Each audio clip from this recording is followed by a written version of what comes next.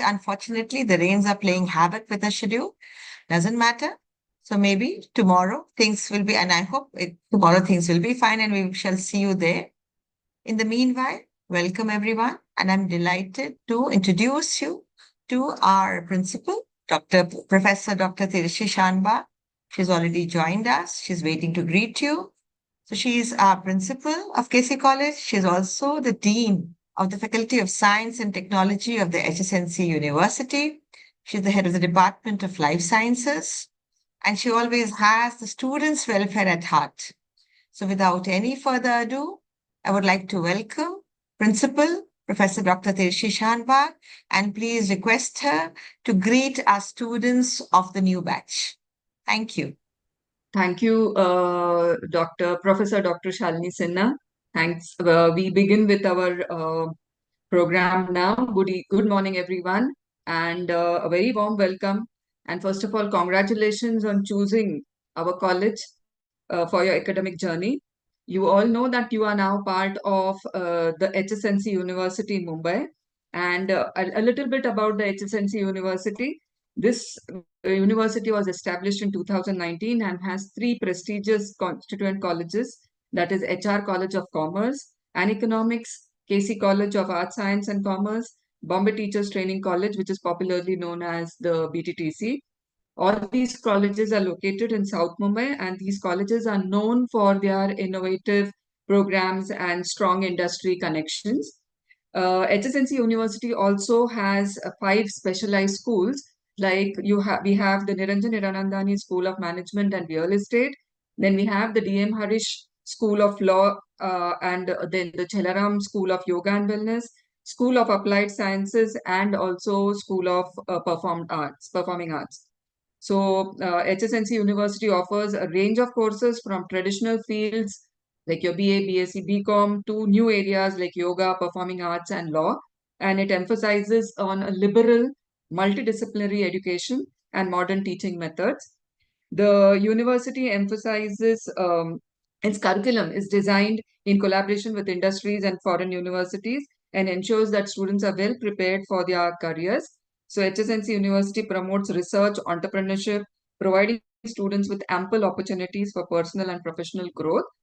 With its commitment to excellence, HSNC University aims to set a new standard in higher education. That's about our HSNC University. And about when you now, since you are part of KC College, it has arts, science, commerce, and then it has the professional courses like you have the BAB, BBI, BFM, and BMS. We are recognized by AICT for BMS and for BCA. And at the same time, we have mass media courses like we have BA MMC, then we have BFT and MP. We have PG courses in in MSCJ. And we also have in entertainment and management courses. And we also have a few other PG courses also. I would also like to mention over here, the first and the foremost thing is HSNC University is under the leadership of Dr. Niranjan Hiranandani, who is our pro-host, and Professor Dr. Hemlata Bagla, who is the Honorable Vice Chancellor of our university. So today we are going to have sessions with you, but at the same time, I would just like to tell you about few things. Like you have now joined a course which is a NEP course, the National Education Policy course, and so this is something new which we started last year. Some of the colleges are starting this year. We started it last year, and so you will also be having sessions where it's going to be, I mean, we will talk to you about the academic goals, the credit hours, the course selections, and the selections of the general electives and the AECs, etc.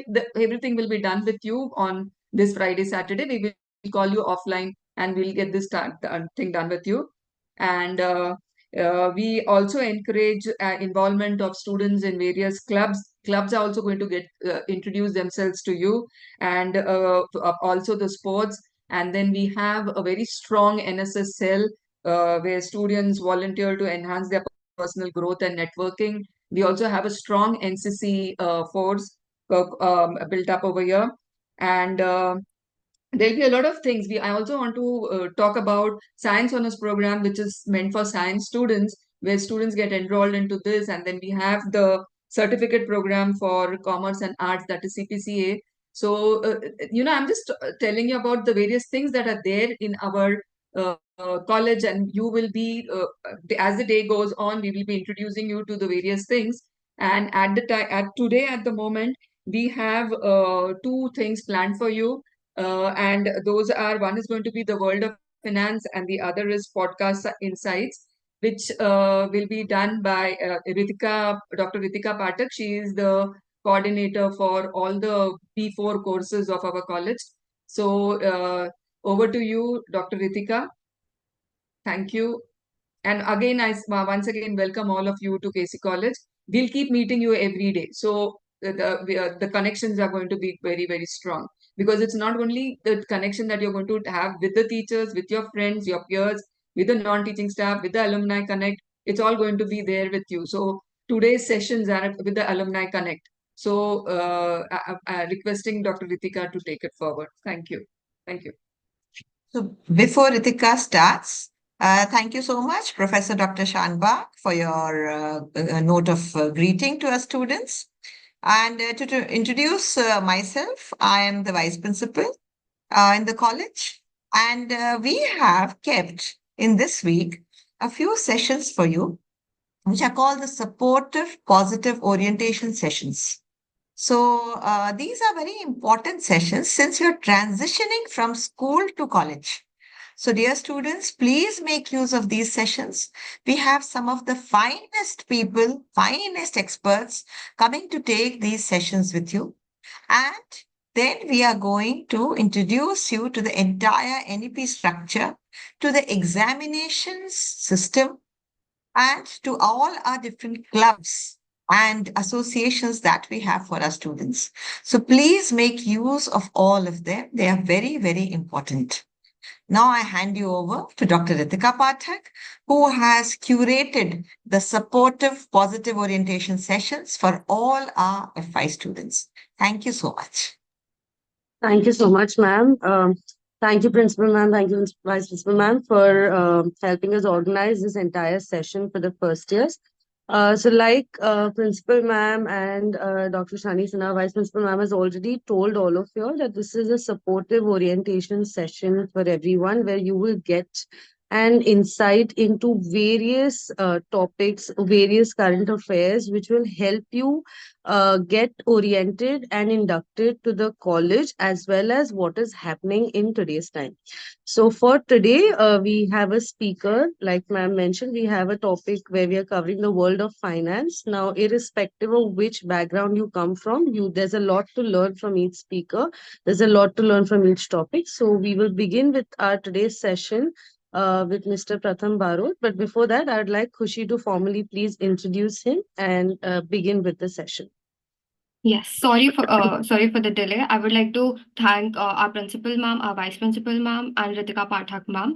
So, starting off with a simple quote: "The pursuit of knowledge is never ending. The day you stop seeking knowledge is the day you stop growing."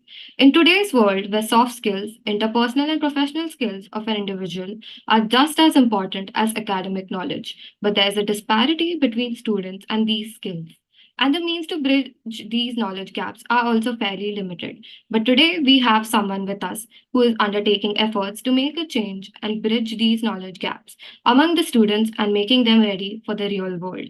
It is an honor to have our first guest speaker for the day, introducing Mr. Pratham Barot, the CEO and co-founder of Zell Education, one of the leading edtech organizations in India. Focused on accounting and finance, Mr. Pratham is an accomplished ACCA member and has achieved All India Rank 1 in advanced taxation. His career spans across various roles such as auditor, financial controller, and event manager, with significant experience at PwC India.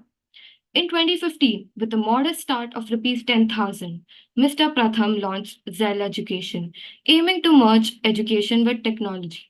Today, Zell Education has influenced the careers of over 10,000 plus students globally. Mr. Pratham's educational videos on YouTube have attracted millions of views, motivating countless finance students.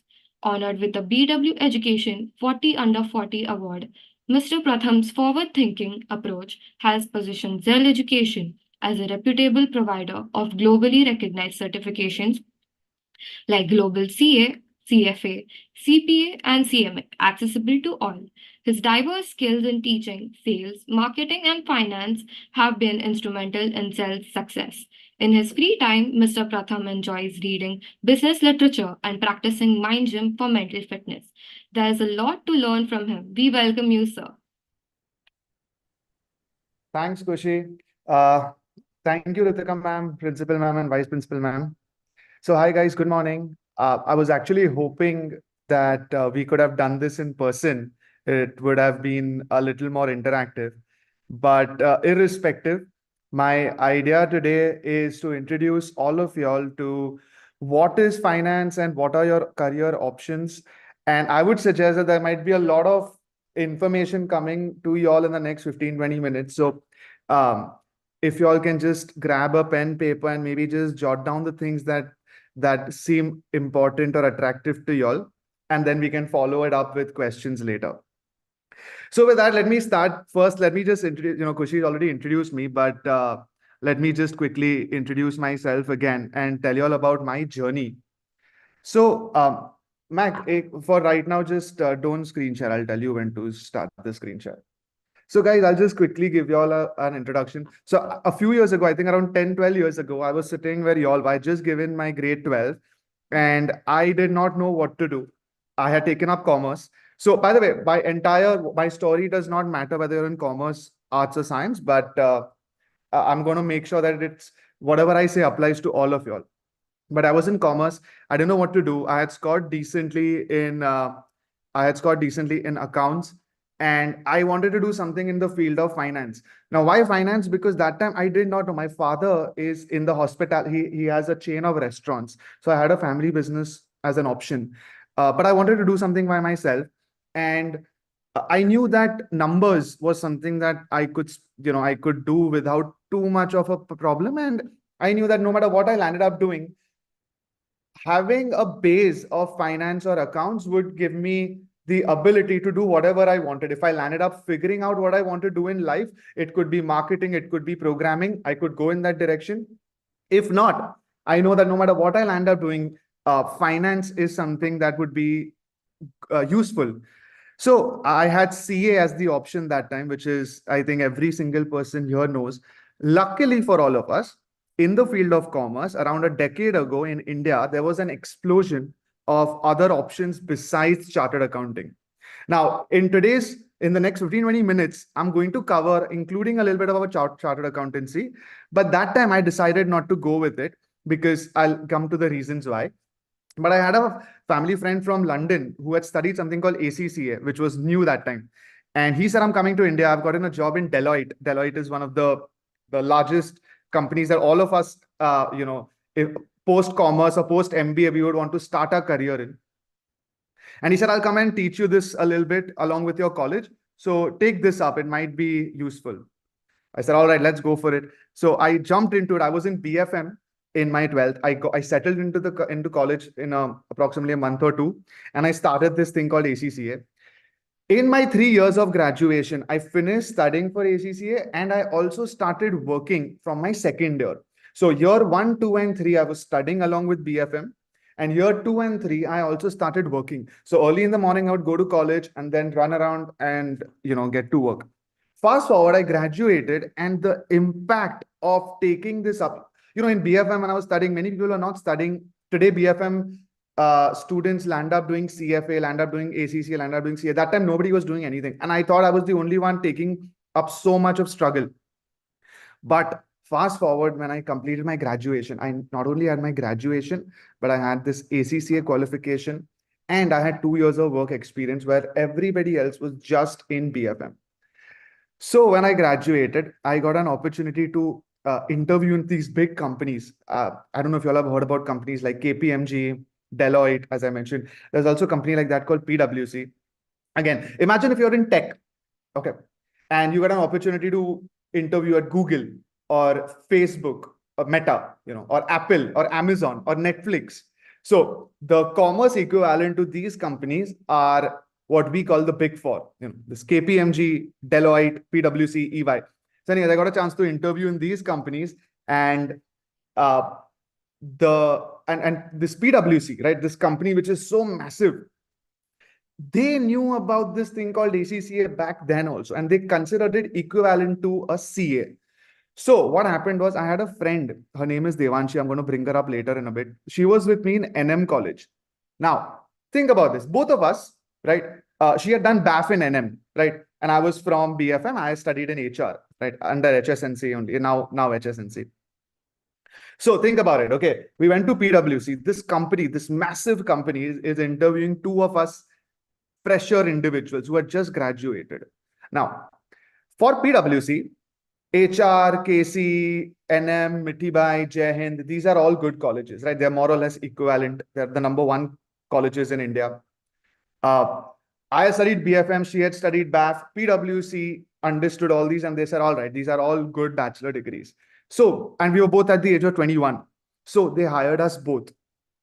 But because I had studied this thing called ACCA, PwC hired me at a level of a CA, and they hired her at a level of a graduate. The difference is 2 designations, meaning it takes 4 years for a graduate to reach a level of a CA. I was the same age as my friend. We both had the same background, except that I had studied this thing called ACCA, and I got a direct jump at the launch of my career. That time, this is over 10 years ago, her salary package was 2 lakhs that time, and mine landed up at 7. And this is not to explain you about the difference in salaries. It is to explain you the difference in impact when it comes to doing something in your graduation. So then I worked there for a couple of years, and I realized that there is such an opportunity, because people in India, in Bombay at least that time I knew, did not know about these things like ACCA. They were not so sure about these other options in finance. Many people wanted to do CA, but because of certain limitations, they ended up dropping out and having a very average career. And here I knew we could make an impact for a much larger audience, give students like you guys the journey that I went through. So after a couple of years in PwC, I jumped into entrepreneurship, where finance became my backbone, not because we are into educating the world about finance, but because of my own knowledge. We started this company back in 2015. And purely because of my understanding of finance and accounts, I've known how to look at a company from a numbers perspective. I know how to keep it profitable. I know how to ensure its valuation. I know how to ensure that whatever we'll end up doing for students, in this case, it is done in a way that the students also benefit, but the company also has the ability to keep sustaining. All of this comes from the field of finance. Not only have I done my job in my articleship period, like I'll explain you all, when I was in college or in PwC. In PwC, I was in a department called transfer pricing, which is into international taxation. I've helped my father, who's in the, like I said, in the hospitality industry, in the restaurant industry. I've helped him. I don't know if you all watch Shark Tank, but there is a shark. Her name is Namita Thapar. So I've worked with Namita on an entrepreneurial setup that she had in some way, where again, I was specializing in finance, teaching people again how to understand, how to look at anything in the world from the lens of numbers, and make sure that numbers is something which is objectively true. Numbers cannot lie. You and I might have opinions here and there, but numbers will always keep us in check.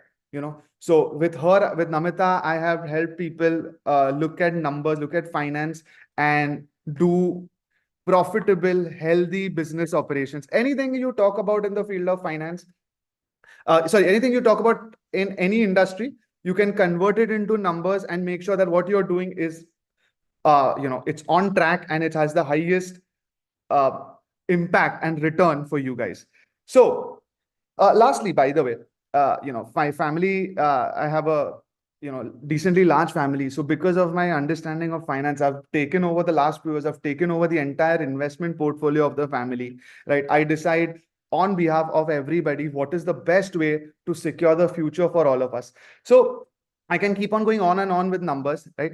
But remember that whether you're in arts, whether you're in science, and especially if you're in commerce, if you don't know what you need to do over the next few years, don't waste too much of energy, right? Enjoy college, participate in all these clubs, take a little time off, but the power of taking extra effort in the next 3 years, not just because, others are not doing it, so you should not avoid it. You should not look at it like that. Take control and charge of what you need to do in life. If you don't know, just jump into something that you seem to have some liking towards, some affinity towards. And I'm sure you'll figure your way out over the next 3 years, because at the end of your college life, if you want to have an amazing start to your career, these next 3 years is what will make or break your entire plan. So with that, I'm going to quickly take you all through around 7 to 8 different options that are there in the field of finance for you guys today. And I'm going to take 2-3 minutes per, that's it. And then I'll leave it open to any questions if you all have. So hopefully this piece of it, this little deck which we've prepared for you can make some of you guys' careers over the next few years. So Mac, if you can please share. Yeah. So guys, first, the best, something which I'll always recommend anybody in India, if you know what you want to do and that is something to do with accounts or finance, then Indian CA is, I mean, it's the number one thing, right? It has the highest respect in the market. It is one of the most difficult qualifications in the world, not just in India. And, if you don't know what you want to do, but you can invest, you're going to invest the next 4-5 years in education in the field of finance, Indian CA is value-wise, it is too good, right? There are superb entrepreneurs in India. I don't know if you all know, Kumar Mangalam Birla is a chartered accountant. The biggest investor in India, his name was Rakesh Jhunjhunwala. He passed away a couple of years back. He was a chartered accountant. If you go on our YouTube channel, you'll see we've done podcasts with all the top finance people in the country. And most of them, the partners of these big four companies, we spoke to the chairman of PwC. We spoke to partners of these companies like ENY. We spoke to Radhika Gupta, who is the managing director of Edelweiss. I don't know if you all know about these names. If not, it's okay. You'll soon hear over the next couple of years. But these are big names. There is a politician called Suresh Prabhu. He was a minister of railways. He's a chartered accountant. So you can be a CA, you can become a CFO, you can become an entrepreneur, you can just work in the field of finance for the rest of your life in having a great stable career. All of this, you can work in the financial markets, you can do whatever you want. CA covers everything in the field of finance and accounts.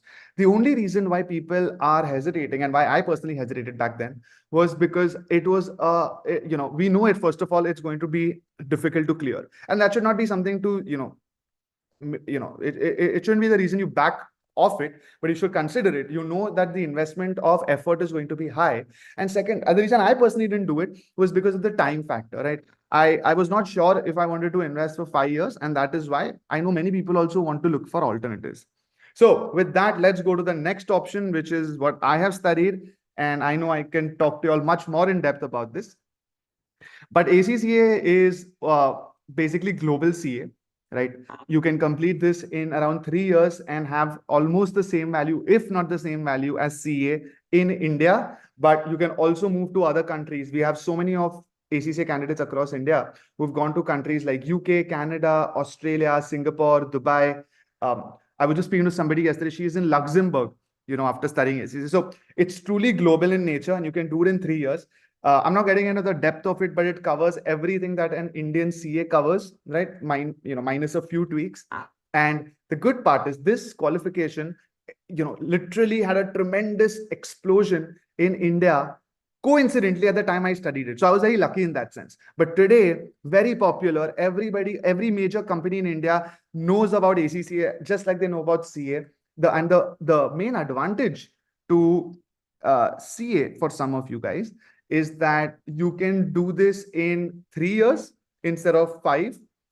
And the passing rate, as we call it, right? Like I said, CA is very difficult. ACCA is also equally difficult. But for certain reasons, and because of its international exposure, you can land up clearing these exams a little faster. So maybe after I'm done with this entire discussion, if any of you all have any specific questions on ACCA, we'll be happy to address it. But for now, remember, CA is Indian CA, ACCA is global CA. Both have the same value in India. Both can also land up land you overseas. Both have the ability to stay in the field of finance. You can become, like I said, a CFO, and you can get into entrepreneurship. You can invest in the markets. You have the entire world open for you by studying any of these qualifications. So even if you're in arts, by the way, you can start this from zero, because these qualifications don't expect any prior knowledge. They're allowing you to start from zero. So all you need is intent. All you need is energy to say, I want to do something and I don't know what my end goal is. So let me pick something that no matter what my end goal is, will serve me for the rest of my life. If you have that mentality, any of these qualifications are possible. Okay, let's go to the next one. Yes. Now, this is probably the most popular qualification in India after the Indian CA.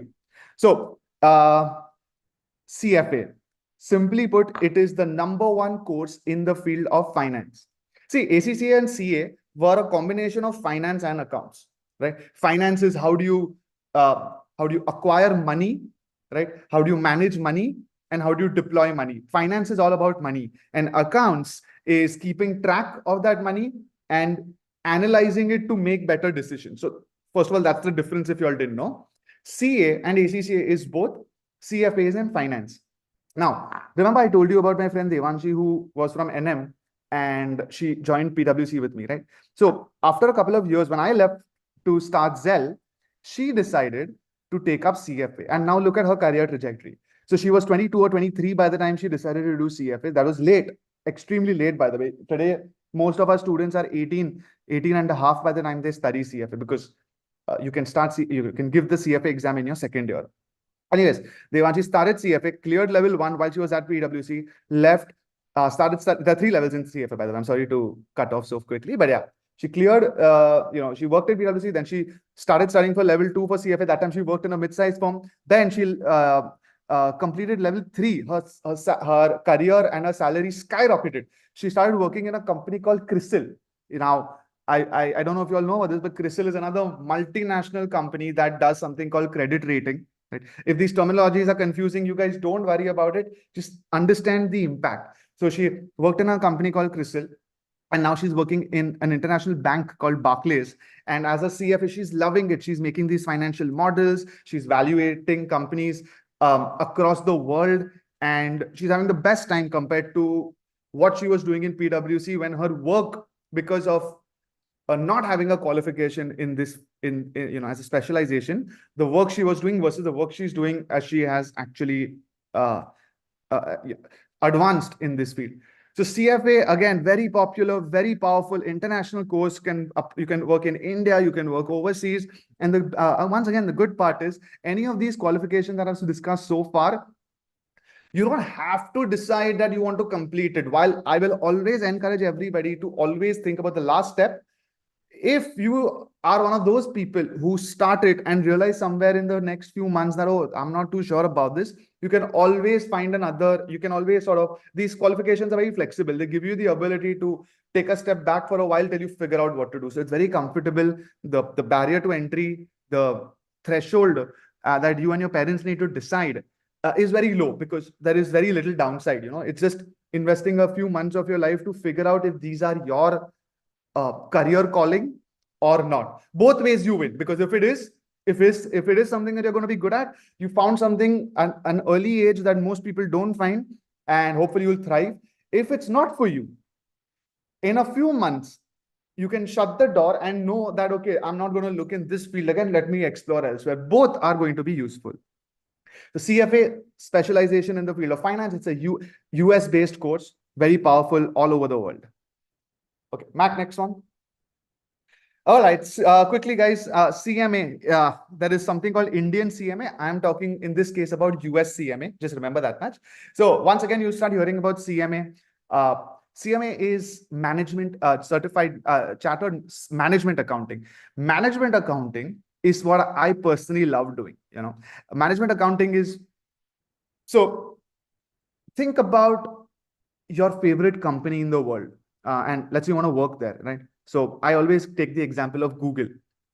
I love Google as a company, and the kind of work and the kind of culture they have. So let's say I want to work in Google, and I have to enter the ground floor of Google. I have to enter at the most at the lowest level as a fresher because I have no value in the market yet. So I enter that side and I want to rise to the top. I want to rise to the level of a CFO, right? So I want to join Google and work in the finance domain within Google. Now, how do I do that? How do I enter and rise? Well, that's where CMA comes in, right? I enter at the ground level.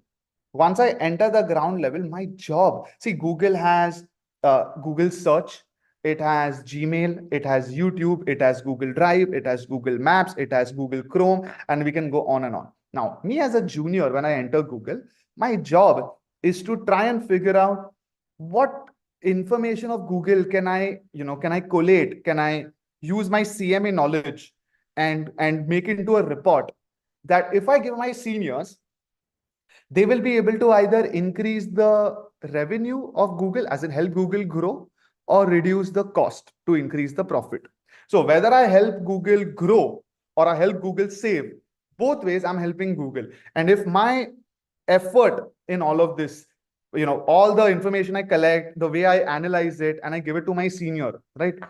If that actually helps Google, then I become more valued because I was the one who helped. Right? And that's how I rise up the ranks and I have the potential to become the top person in Google in the field of finance and accounts. That's what CMA teaches you. So CMA is an amazing program. Again, in 1 year, approximately, you can complete it. So if since you're in your first year, you don't know what to do, you don't want to, even invest 3-4 years. All right. CMA is an awesome opportunity. Again, a US based course applicable in India and in other countries. Worst case scenario, in 1 year, you have a good international qualification in your pocket. And whether you use it for your personal life, for your career, or you decide to do something else, totally no problem. There is, again, almost no downside to this. All right, next. I'm sure many of you have heard this term, but I can almost guarantee that 99% will not really understand it. So, if you watched The Wolf of Wall Street, or you have seen the show Billions, I don't know if I'm sure many of you have seen Suits. Suits is all about law. So the finance equivalent of a show is called Billions. Billions is all about investment banking. In fact, if you all are Bollywood fans and you all have seen Zindagi Na Milegi Dobara, Hrithik's character is an investment banker. So what does an investment banker do and why is it supposed to be so wow? All right. In the world, guys, big companies have a massive amount of money. It's not possible that a calculator or an Excel file or a couple of people can manage such huge transactions that happen. So take an example, right? Let's say, I know most of you would have heard about Flipkart, right? Back in 2016, the biggest company in the US, right? It's called Walmart. Now, Walmart wanted to come to India, but the best way for them to come to India was to acquire Flipkart. When they wanted to acquire Flipkart, the deal size, Flipkart's value was so high. It was in lakhs of crores of rupees. Okay. Now, when Walmart wanted to come and acquire Flipkart, they can't just transfer the money and, it's a done deal, right? They need people who can make this happen. And one of the main segments of people who make this happen are called investment bankers. An investment banker will make sure that if any big company, in this case, Walmart, has a lot of money and wants to invest it somewhere, the investment banker will do all the work for Walmart. They will find a company like Flipkart. They will ensure that everything is ready. They will talk to Flipkart. They will discuss. They will work on with both the companies for the valuation. They will do things like financial modeling. They will do something we call compliance. They will just do enough things that this company, this Walmart, who's going to acquire, is feeling good that, okay, fine, we're investing so much money, but this investment banker who's in the middle is taking care of all the problems, right? So that they can focus on actually making the business grow. And all these detailings is what an investment banker does. So what does an investment banker do? Well, it's quite an aspirational job, because after so much of money being transacted, right? Imagine lakhs of crores. And then what happens to the investment banker as a payment after the whole thing is done? they get a small percentage of this transaction. But a small percentage of lakhs of crores is still a massive amount. So that is why investment bankers are such an aspirational field, right? Because you've got to know, you first of all need to have the best brains in the market, right? You need to understand, like I said, the different types of companies, the laws, the financial markets, how to do financial modeling, etc., etc. Plus, an investment banker has to know everybody in the market. They need to network. They need to go to these high-end events. They need to meet the top people of the companies because those are the guys who make the big deals happen. And then there is also, so this is what we call the front end of investment banking. And there's also something called support, where it's the fun number crunching work, right? So after you do all of this, who does the real work, right? So there's this team of thousands of people who are investment bankers who sit and do number crunching, who make sure that everything in the deal is proper, who make sure that depending on which side you're working with, or are you working for both sides, what is the fairest deal? If it's an international transaction, are there any implications? And when you read in the news that, oh, these big deals have happened, if you're the investment banker working on it, you know exactly where you've played a part. And I know a lot of people really, really enjoy, get excited, get energized by working as an investment banker. So another field, at least knowledge-wise, you can do in your next 3 years. And then depending on when you get the opportunity to start working, a good field to take you to the next level, to take you, as with a good career. Yeah. All right. Quickly, guys, a couple of more options before I open it up to you guys. So FRM, Financial Risk Management, again, a specialization within the field of finance. Remember, ACCA and CA is finance and accounts. CFA is finance.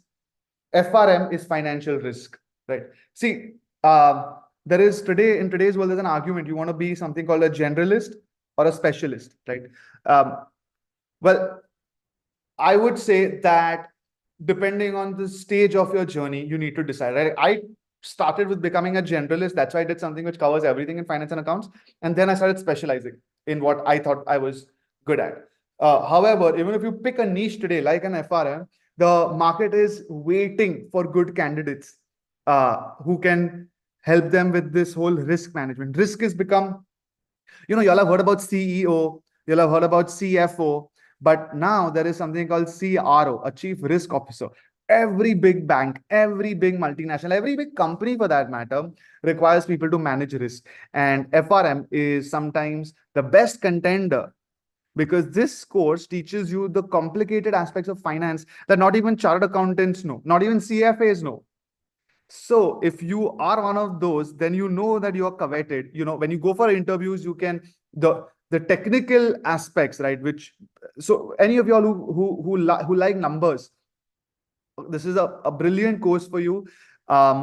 Gives you the ability to really become a technical expert in finance. And by the way, FRM is also for 1 year. So what a lot of people do is, if in your first year they study FRM, and then in your second and third year they start taking up CFA, because CFA plus FRM again is a very powerful combination in today's world in the field of finance.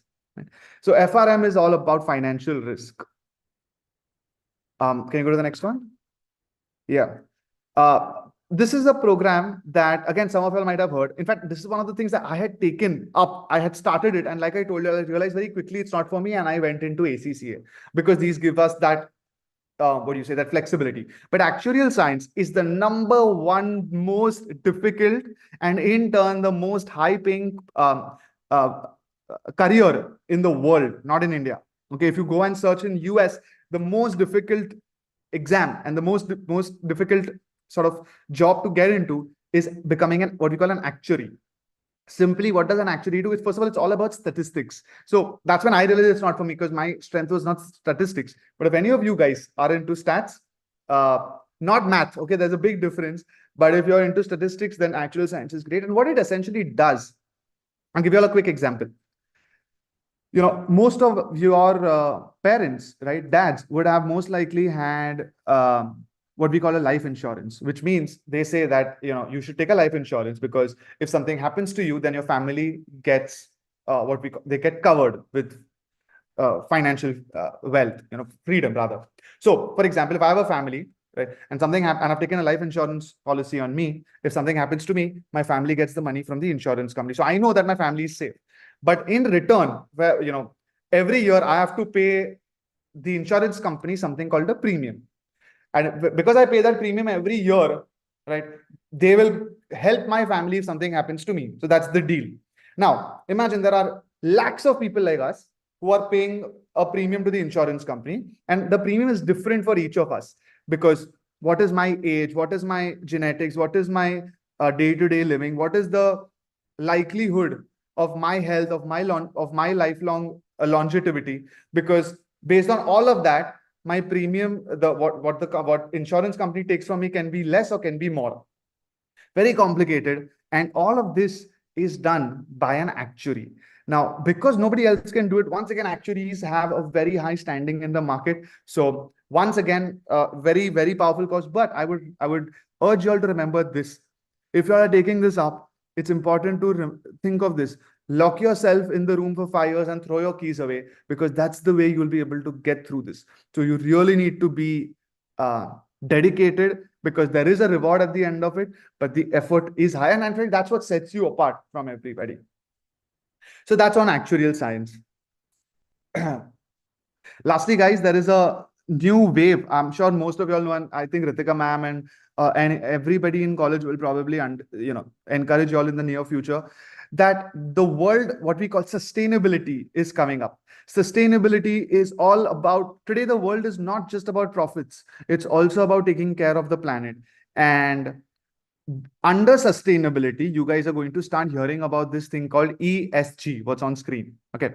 E is for environmental, S is for social, G is for governance. This is not technically yet an official course, but I know HSNC University, I know all these, I know many universities who are introducing this to give their students the exposure of sustainability. However, from my point of view, I know companies who want people who have studied the basics of ESG. So if you guys want to enter into a field which is upcoming, and by the way, that is the best thing to do. There's something called a blue ocean. When you enter into something that nobody yet has started doing, right? Blue ocean is when it's all clean. A red ocean is when there's too much of competition, too much of blood. And there it's more difficult to win. But in a blue ocean, if you're one of the first people, right, sustainability is coming up in India. If you do the right amount of research and realize it's for you, either you are an environmental lover, you do want to do something which has social impact and build your own career, there's a very high potential that this thing called ESG is going to give you guys a career which maybe by the time you graduate is going to become a very popular program. So I would, once again, always you can reach out to me and my team, but I would urge you guys to learn as much about, even if you don't get into this, learn about sustainability, because it is going to come in your life much sooner than you would anticipate. All right. And with that, guys, this is the list of options. I've covered everything that, this is nothing, I've not missed anything, right? I've put down everything that you guys in your undergraduate can pursue as an option in the field of finance. I know there were a lot of options. So if any of these things are confusing, please take down these numbers and you can reach out to us for more clarity, maybe with your parents, maybe with your friends, maybe for more in depth. But for now, I think that was my gist, and I will leave it open to all of y'all if there's anything y'all would like to ask. Thank you so much, Pratham, for such an informative session. I think there's a lot that you've put out there on the table for the students to explore. We'd like to go ahead with the question answer session. So anyone who has a question can please raise their hand so we can unmute them, or you can type your question in the chat box. And then Khushi, you can take the questions one by one. Sure, ma'am. Please feel free to ask questions.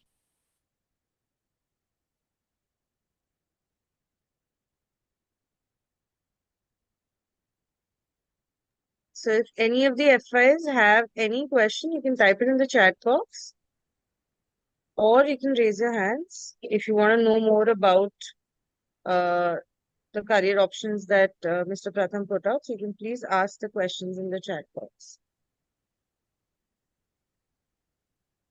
Guys, this is your time to actually interact and know a lot more if you just want to explore. So yeah, we have a question. Kushi, can you take that, please? Yes, ma'am. So there's a question. What is the pass percentage for ACCA? Pass percentage on average is 4 out of 10 people clear at a global level. But in India, it is between 7 to 8 people who land up clearing. Okay, and the next question is, by Vidhi, I'm doing CFA, so does BBI work with that? Yeah, it's not at all, there might be an argument that one of the other courses might be slightly more apt, but honestly, in the long run, it makes zero difference. BBI, BFM, BAF, BMS, BCom, even arts and science are absolutely okay because CFA anyways takes you from zero. So it's absolutely not a problem. Okay, and then there's a question, is ESG only meant for commerce students? No, not at all. In fact, from all the things I mentioned, ESG is probably the one that applies to everybody more than the others. ESG it's about sustainability. Um, Once you get into it, you'll understand why I've clubbed it with finance, because the world, like I said, does not want to anymore look only at profit. Even as a customer, you want to not only invest in good you don't want to buy products of good companies, but over time, you also want to buy products from companies which are doing good for the environment. That is as a customer. As an investor, you want to look at profit, but now investors are not just looking at profit. They also want to ensure that companies like Tesla, who are doing so much for the planet, are actually given a higher score than maybe a Coca-Cola, who is, while a profitable company, dumping, let's say, a lot of garbage onto the environment and causing problems. So ESG is nothing to do with really commerce, but yeah, you technically use it for people to make decisions. So it applies to all of us. Okay, and the next question is, how much time is needed to complete the CFA course? 2 to 3 years. Okay. And then next is BFM plus CFA the best or BFM plus FRM? Which one would you recommend? So I would say that like I earlier suggested, if you are keen on studying, you should do both, because you can finish FRM in 1 year in the first year and then take up CFA from second year onwards. And BFM is great, right? I mean, I've studied from BFM, so I know the course value. But yeah, I would say do BFM plus CFA plus FRM by the time you graduate. It's possible. Okay. And between CA and CFA, what should I pursue for a career in a top bank? A bank will take both CA and CFAs. I think the way you should decide is based on your time, because value both have the same, but CFA takes 3 years on average, CA takes 5 years. So yeah. And Krisha has asked, can she do any of these courses alongside CA? Yes. So after IPCC, after second level, after inter CA as we call it, there is a 2-year gap for your articleship. A lot of people complete some other qualification in those 2 years. So that would be the best way to do it. Okay. There is also a question on from a BSc statistics students as to what is the best certification course of statistics students would do. Yeah. So see, actuarial science is great because its base is statistics. But like I said, ESG, investment banking, all of these are also open for a BSc statistics student. So from all the options which I've laid out, it would be actuarial science, second is ESG, and third is investment banking. Yeah. Moving on to the next question, when should one start studying for CFA? So you can only give the first exam in your second year. So most students start studying in their first year. So right now. Okay. And Prisha says she is pursuing industrial psychology. So what will be the best option that will help out to overcome other competition in the same line? Is there any course that can help out? In industrial psychology? Yeah. I would actually, if you are open to the courses which I have mentioned or the kind of options which I am talking about, then there is almost no correlation to industrial psychology. But maybe it's Trisha, right? Maybe she can reach out to. Trisha Shah. Yeah. Okay, maybe she can reach out separately. I'll have somebody, find a little bit of an answer for her and give it to her there. Yes. And Chaitanya is asking, is CA still relevant and worth the time? Yeah. It is. I mean, it has its own, now there are more options, so people have the liberty to, feel the way Chaitanya is feeling. But no, CA definitely is still the number one course. It still has the highest value. It's just that you have more options now. So, you don't need to take it up like in the old days. And there's a question, can I start FRM in the first year and how difficult is it? Yes, you can start it in your first year. In fact, that's the best time to do it because you're in that complete momentum of studying. See, it's definitely not easy. Don't be fooled with any of the anybody who tells you it's an easy because the passing rate is high. It's easy. That doesn't work like that. We've had more people make that mistake than any other mistake. But it's also not impossible. It's also not that you need to be 99 percentile or you need to. It's See, guys, these qualifications now you have transcended school. Okay, now it's no more about marks. Now it's about purpose or intent. If you understand, for whatever reason, either you are worried for your future at this age, which is healthy, or you have some other fire in you, there is intent to study.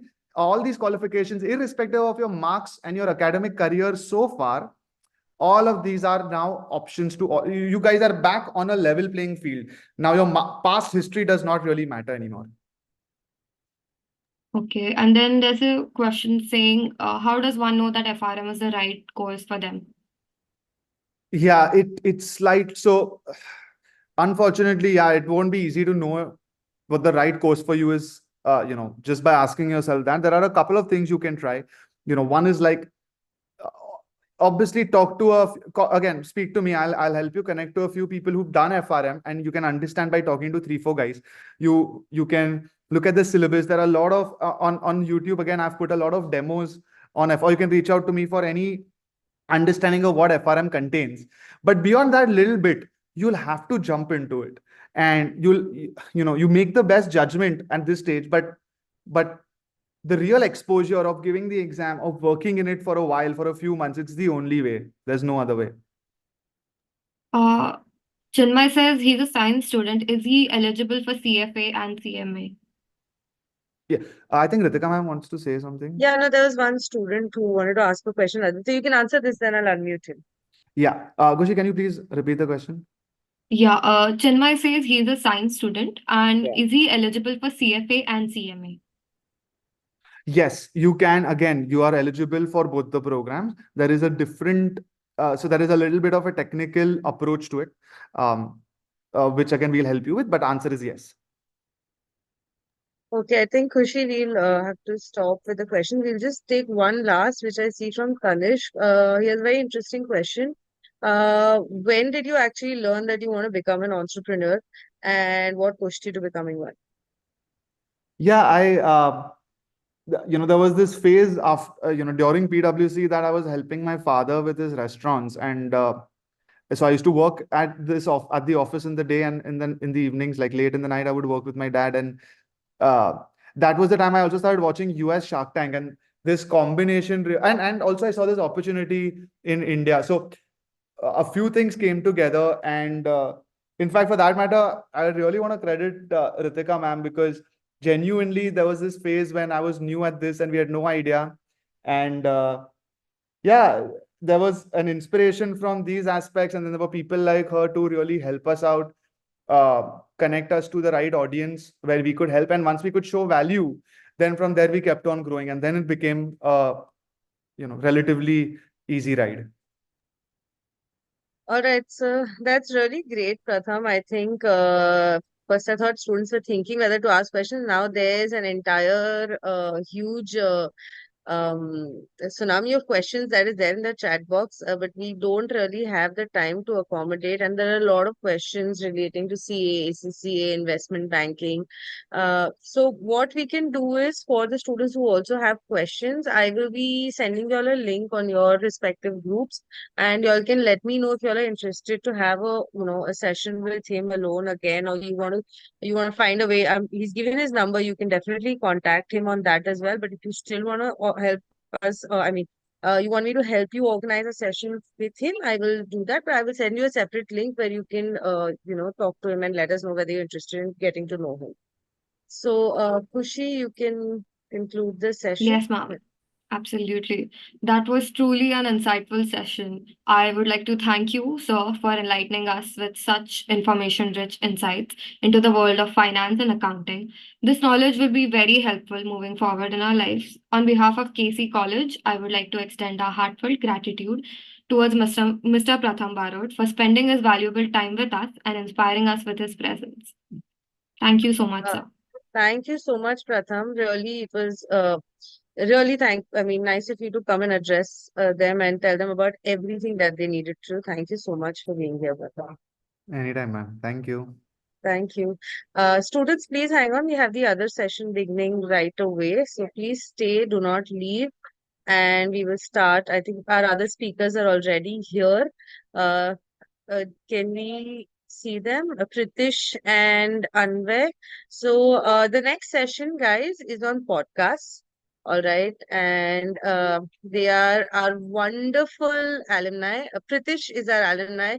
Anvay, for some time, I can call him an alumni for some short span of time that he was with us. But they're alumni of the university for sure, of HSNC University. We can easily call them that.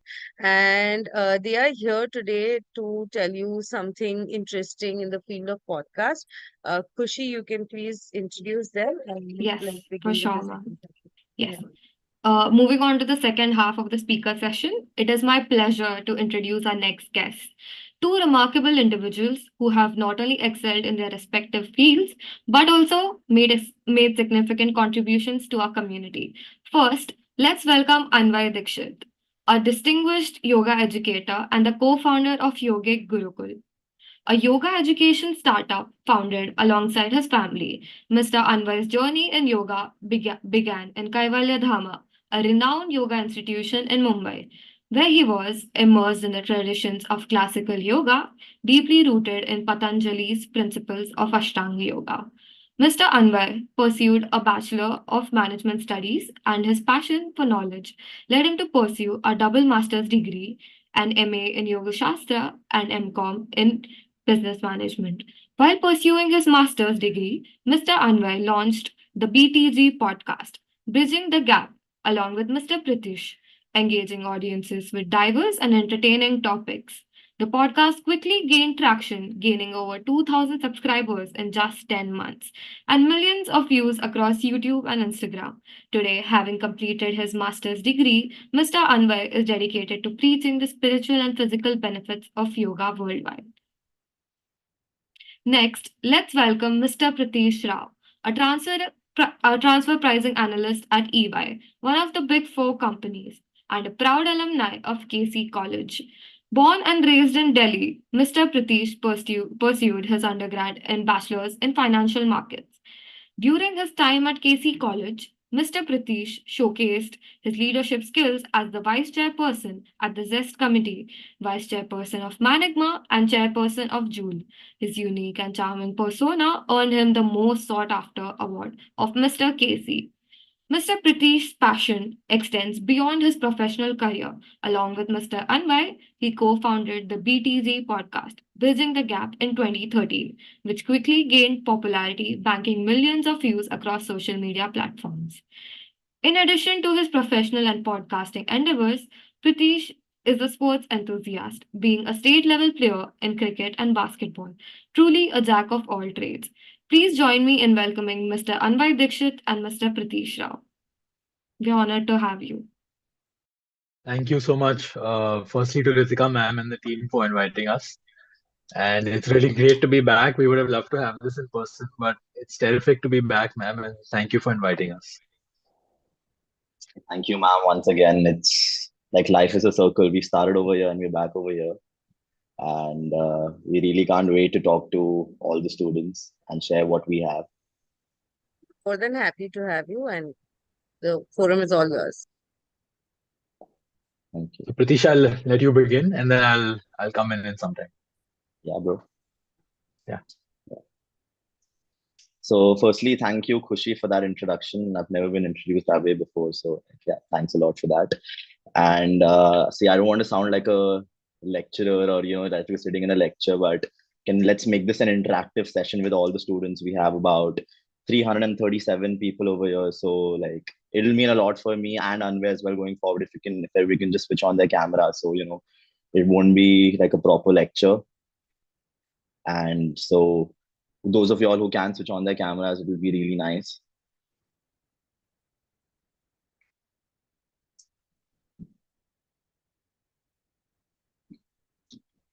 All right. Yeah, I think everyone please switch on your camera. So it's just easier for the speaker to, interact with y'all and y'all can also be there. Please switch on your cameras, everyone.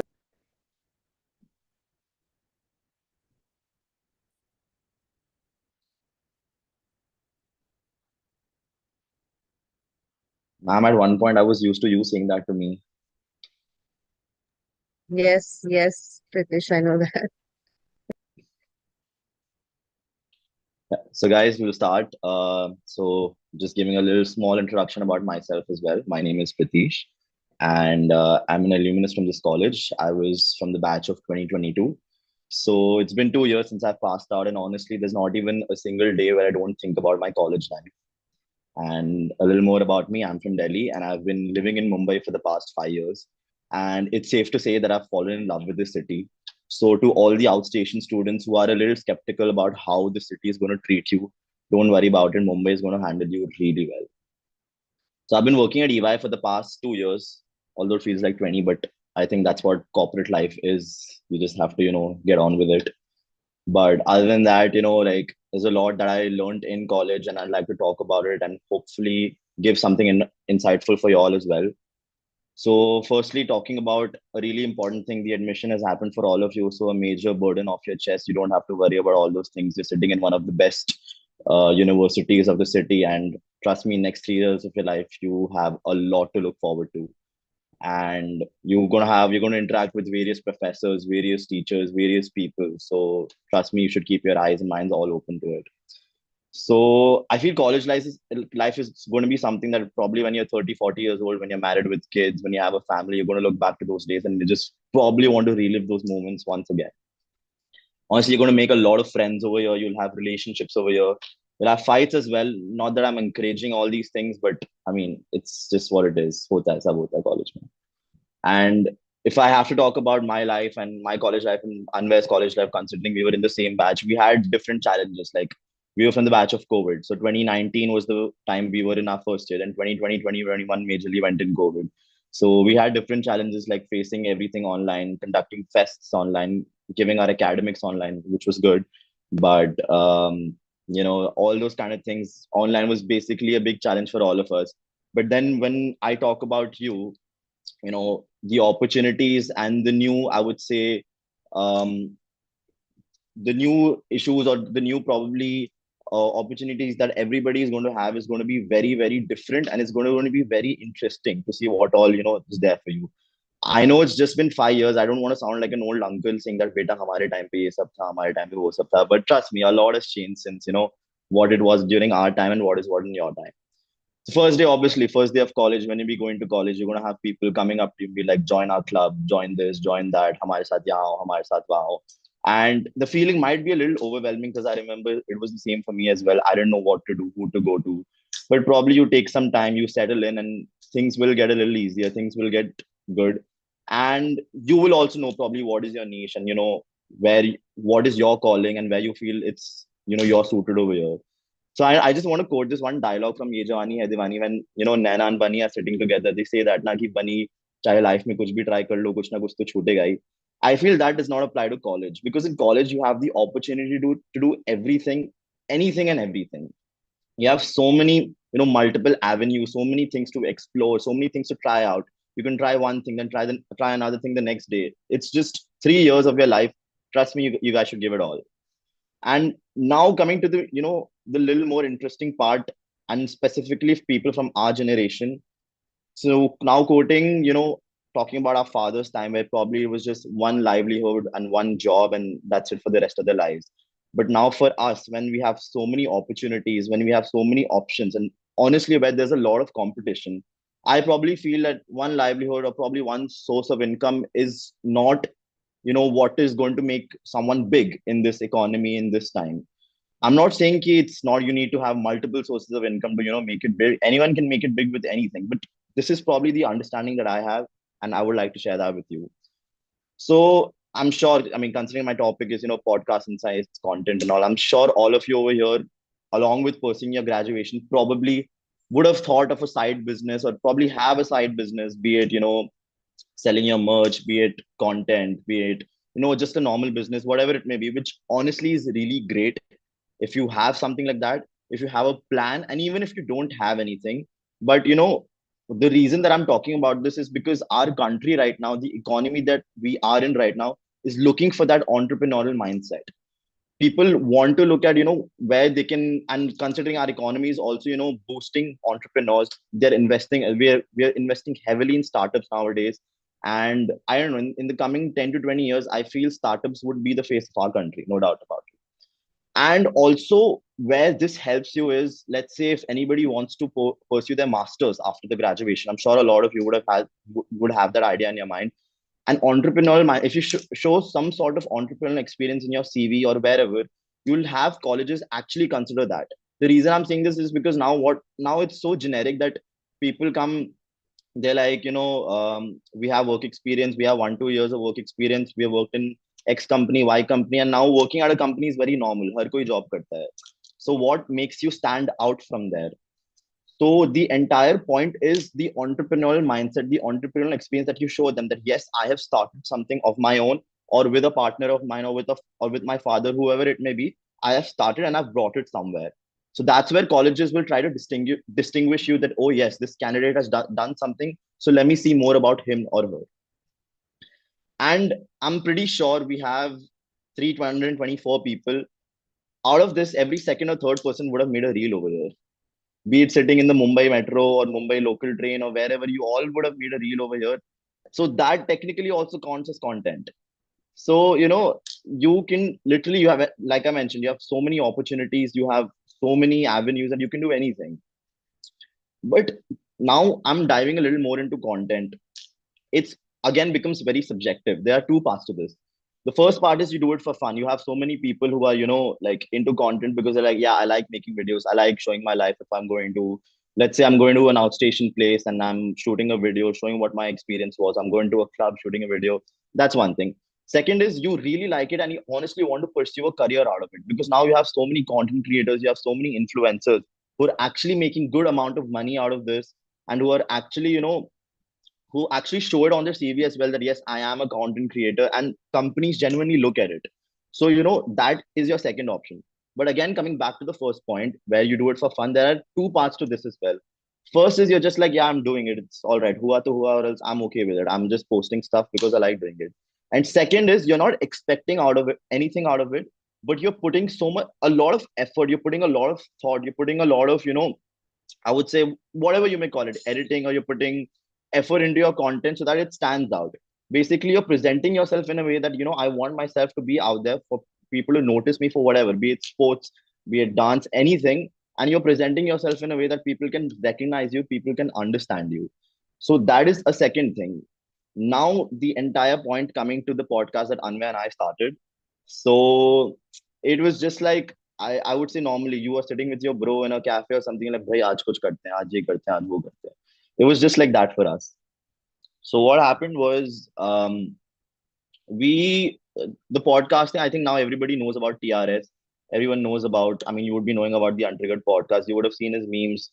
This guy should hesitate and all those kind of stuff. So podcasting is now booming in India a lot. So this was about, I think, and yeah, I just want to point out to everyone, we shot our first episode exactly a year back today. So like literally, it's sort of like life is a circle for us. So exactly 1 year back, we shot our episode. So now coming to how we started, yeah. So it was just a random thought that came in our head. I'm sure all of you all would have thought of a business or something that I want to do this, I want to do that, probably other than your graduation. I want to start this, I want to start that. But I think, 70% of that thought just remains in your head and then it doesn't move forward. So that is something that we were very clear, and we were very, we thought that if we have this thought in our mind, we need to execute it as well. we just don't want this thought to be a thought. So how it started was Anmay came up to me with this idea. He's like, let's do a yoga podcast. Or he said he's doing a yoga podcast. I'm like, that's great. But then I told him, why should we restrict ourselves just to a yoga podcast? Why should we do a proper podcast where, we talk to people, where we, interact with a lot of people? So our name, Bridging the Gap, the short form is BTG, is based, what the meaning behind this is bridging the gap between Generation Z, that's us, and the millennials, probably our fathers or grandfathers or whoever. That generation gap is huge now, and how we are trying to bridge that is through interacting with people from various, industries, from various backgrounds, bringing their life experiences out to the people, bringing something conclusive, bringing something, informative for the people so that they can also get something out of it. So that was our main idea of how we wanted to do things, and that's the idea that we're taking forward right now as well. Now with content as well, see, with in life, I'm just 22, so I still have a lot to explore. So there's, you just can't expect one thing to happen in one day. You need to put in the effort, you need to put in the hours, you need to put in, I mean, nowadays money is also really important. You need to put in the money. So obviously, with that all said, you're going to have a lot of hiccups in your journey as well. So Anvay and I, we come from, commerce backgrounds. We don't know anything about editing. We don't know anything about, how to make a reel. We don't know anything about what a podcast is. Because on screen, you're just seeing a person sitting in front of a mic and speaking. But there's a lot more to that. You have your mics, you have your setup, you have your production set, you have your guests. If you don't have a guest, you don't have a podcast. And nowadays, if you notice the trend, people, they get famous and then they start a podcast. So they already have an audience listening to them. But people didn't know us. We wanted to start the podcast not with the intention of getting famous, but with the intention of getting information out there. That was our main intention of starting it.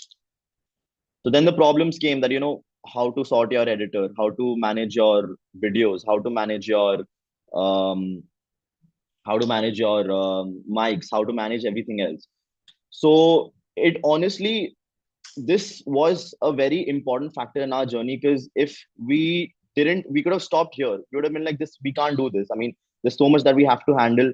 And honestly, this is a project that we started, a passion project for both of us, which we were like, we're not going to ask our parents for money. We're going to do this on our own. He had started earning, I had started earning. We're like, this is something we're doing on our own, so we're going to do this on our own. So it's just nowadays, see, everything is available on the internet. You want to know how to edit, you want to know how to make a reel, everything is edited on the internet. Everything is, sorry, available on the internet. So what matters is how you go forward with it. You have to keep motivating, you have to keep telling yourself that, no, I can do it, I will do it, I will do it. And so then what happened is we figured out our editors, we figured out how to make deals, we figured out the software, we figured out everything, whatever we had to, and we shot our first episode. Now with a podcast, what happens is you start a podcast, everything's all good in the middle. People are like, yeah, that's great. We shot our first episode, we shot our second episode, we shot our third episode.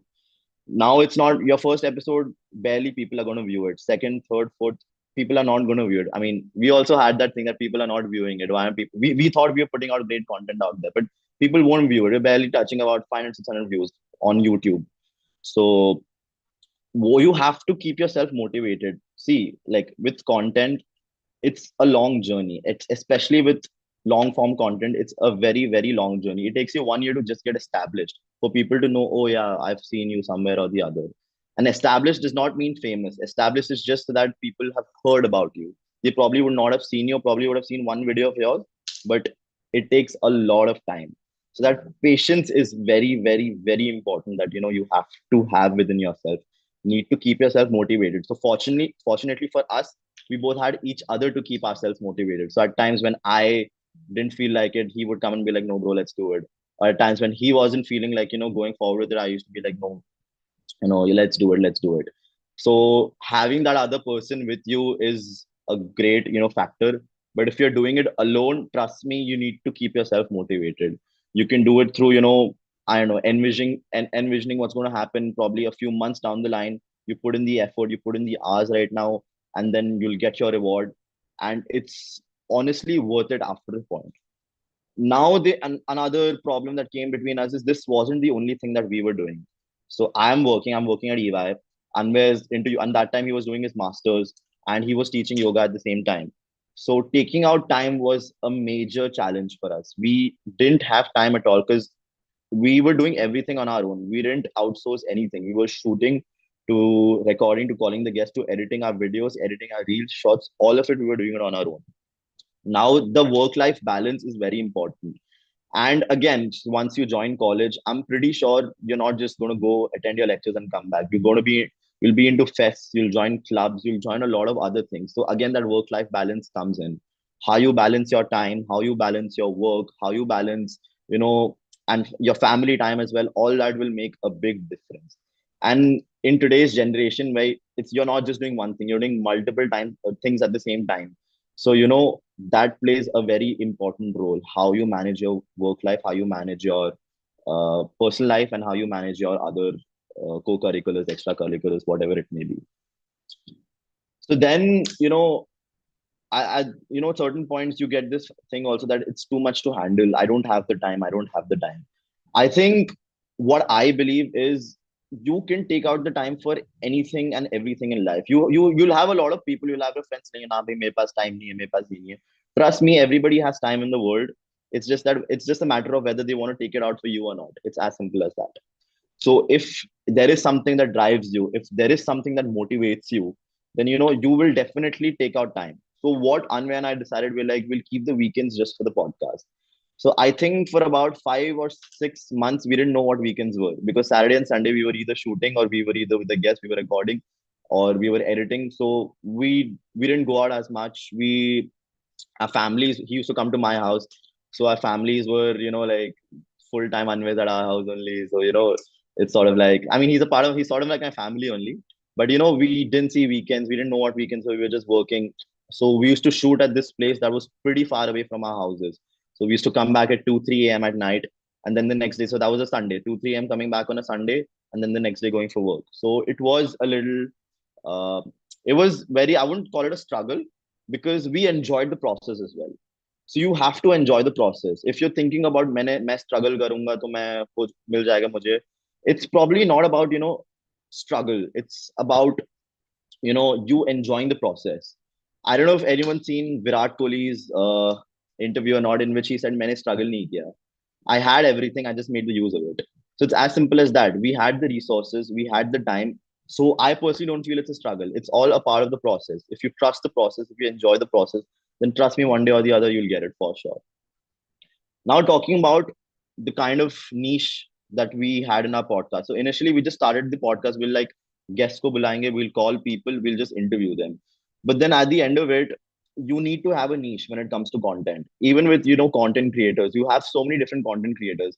You have people making dance videos. You have people making you have people pulling prank videos. Then you have motivation, education videos. So in that way as well, our podcast also needed to have a niche. So the first 4 episodes, we were clueless. We were like, we don't know what to do. We don't know how to do it. We don't know where to start. We don't know what niche to create, because we are the kind of people, we like, talking to people. We like having fun as well. But then our main intention was to spread information. So we were clueless. And 1, 2, 3, 4 episodes down, you have to give your time. You have to give yourself that time, be it if you're starting a podcast, or be it you just making reels. You have to give yourself the time. You have to give yourself the energy to post stuff, keep posting stuff, be regular with it, and then understand what's working for you and what's not working for you. Now, what worked for us is, see, like, I'm a huge sports admirer. Like, I've been into sports all my life, and I love cricket. I play cricket as well. So we're like, okay, we'll talk about cricket, and both of us are cricket enthusiasts. So we're like, we'll talk about cricket, we'll talk about politics. So all that worked for us. So, and I think cricket is something that if anyone and everyone would want to know about it. Politics nowadays is also becoming like anyone and everyone would know about it. So highlighting the specific topics that people would want to hear.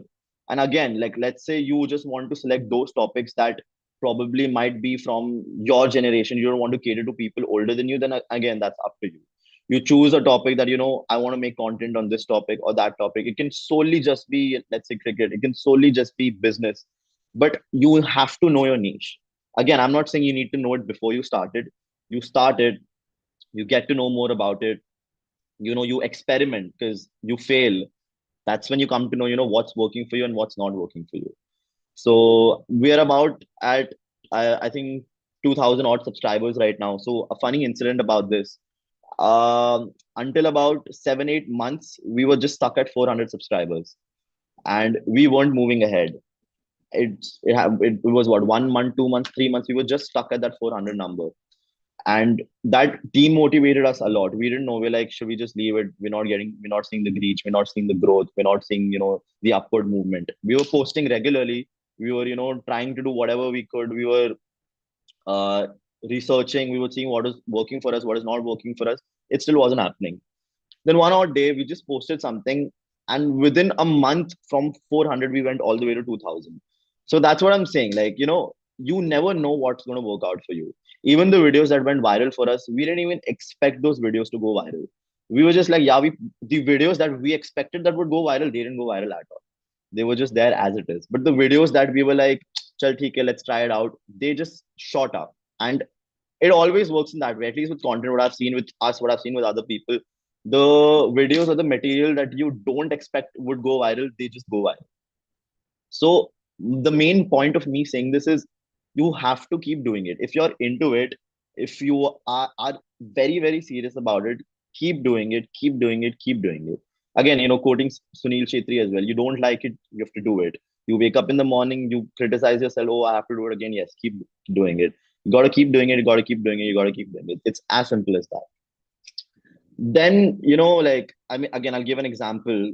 The vacuum cleaner, it took 5,126 tries. It had 5,126 fails. And then this 5,127th attempt was the successful one. Again, like KFC, I'm sure half the people over here would be eating from KFC. Colonel Sanders was the founder. He founded KFC when he was 62 years old.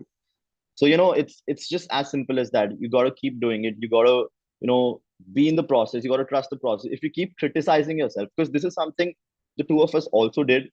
And we realized that, if we are criticizing, "Arey bhai, nahi ho raha, why isn't it happening with us?" If you keep criticizing yourself, if you keep self-doubting yourself, trust me, you're not going to go anywhere. You need to have that, confidence in yourself. I will do it. I will do it. And trust me, one day or the other, it's going to happen.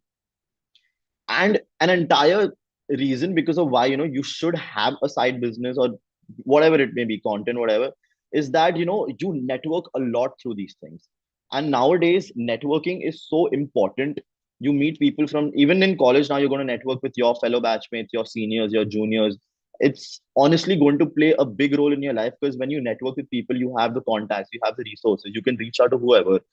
Speaking an example from our podcast, we met this person who lives in London and who works at Lloyd's Bank. It's one of the biggest banks of Europe, and he reached out to us then for an episode. So we shot an episode with him as well.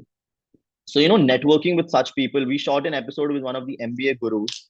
It's Shashank Prabhu. I don't know if people have heard of him or not. He is an AI ranked one in CAT and all the other entrance examinations. We shot an episode with him. Then we shot an episode with one of the best runners, marathoners of our country. And, this is how we network. We shot episodes with content creators. So this was a way for us to network with people. We built so many contacts, and trust me, you go ahead in life, you're going to have people networking with you, and trust me, that's going to play a big role in, how your future also shapes. So try to do that. I'm not saying a side business is the only way that you can network, but this opens your options. This gives you multiple avenues for you to network with people and for you to, talk to people. Again, I'm pretty sure everybody over here knows about iShow Speed. He's one of the biggest YouTubers right now. I just want to quote him again. There's always a way. Keep pushing. Don't stop. Just keep going. Don't stop. One day or the other, trust me, it's going to happen. You might think that you have a billion people or a million people doing the same thing. So what's special about me? Trust me, you keep at it. You know what's right for you. You keep at it. Keep doing it. You'll get it one day or the other. Yeah. So thank you guys for listening. I hope I could give something insightful out of this. And yeah, and I think over to you. Okay, awesome. I think I'm really glad we could share our podcast journey with all of you. It really was a dream project, still is, and it's something that we feel extremely passionate about. And I'm glad we could highlight this because it was a project that, I think what you can only do at this age, it's just easier. And yeah, when you feel something strongly about something that you want to do, you should just go ahead and do it. It's better to take the leap rather than delaying it and doing it later. And it also helped that we were already earning ourselves, so we could fund our own project. But even then, you can always find a way. And as the cliche saying goes, where there's a will, there's a way. So you can always find something to do. Now, I have the next 30 minutes to speak on a few things as well. So I'm requesting all of you again to put your videos on. I know it's very annoying when someone who's speaking to you, especially on Zoom, is asking you to put your video on. But I really appreciate it, especially the few of you who I saw from the beginning. Chaitanya, Nitya, Nivedita, and Krish, especially you were there throughout almost. It's really nice that all of you are here, and I hope more of you would switch your videos on. It would have been amazing to meet you all in person in college, in the auditorium where Pritish and I both have spoken, performed, hosted numerous times. And so it was really, we were really looking forward to it because it was going to be like a coming home or coming back to the stage that it all started Anwar, I'm for just going us. to interrupt you for one moment. So we Sure. started our journey in the auditorium only, Anwar and I together. So, and then it would have, like I said, it would have been a complete circle if we would have been there with you today, because the two of us would have been there on stage and probably spoken to you, but it would have been a much more interactive and fun session. But yeah, that's what. 5 years ago, both of us were on stage during one of our fest-related meetings that were happening. And we happened to have a lot of time to kill. And I think it was Kiran was coming up and there was a movie promotion that was going to happen. And the movie stars hadn't reached the college. So we had a lot of time and the Audi was full. So somebody who was hosting at that time called like was asking people if they want to come on stage and perform. And so Pritish and I were like, "Chalo YOLO, let's go on stage." And we both had an interest in Gully Boy and the music at that time a lot. Okay, so this used to beatbox, he still does, and I had learned the whole Asli hip hop rap at that time. And so we were like, "Why not? Let's go on stage and actually maybe embarrass ourselves and do this anyway." And so we went and we rapped, and I forgot the lyrics halfway through, but we made ourselves just go there and put ourselves out there. And honestly, that was the best thing because exactly 5 years ago is when that happened, and we're here again. And so it's really a full circle moment. It's really, really nice to be back. Um, Coming to what we're here to discuss today, and I'm purposely saying discuss because, again, I don't want this to be a sermon. And I'm only 23, guys, so I'm not like much older than all of you. I just have a little more experience than you. That's about it. So I'm going to share what I've learned. I'm going to share what I've kind of picked up in my time in college and now working as well. So when Ritika ma'am and I spoke, of course, because yoga is a big part of my life, we were going to have yoga as one of the topics. And I think initially we said it's just about the podcast, but I'm giving you a heads up. There's going to be a little bit of yoga in this as well. You won't have to do anything, don't worry.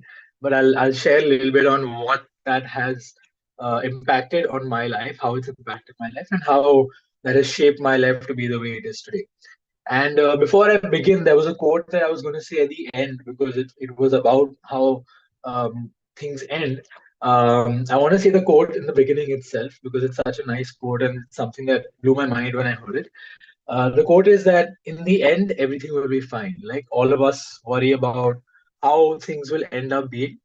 But the quote is that in the end, everything will be fine. And if it's not, it's not the end. And I love that quote because I think it shows you that you don't have to worry too much. And if you are worrying and things aren't great, then it's not the end. So keep going, as Priti said.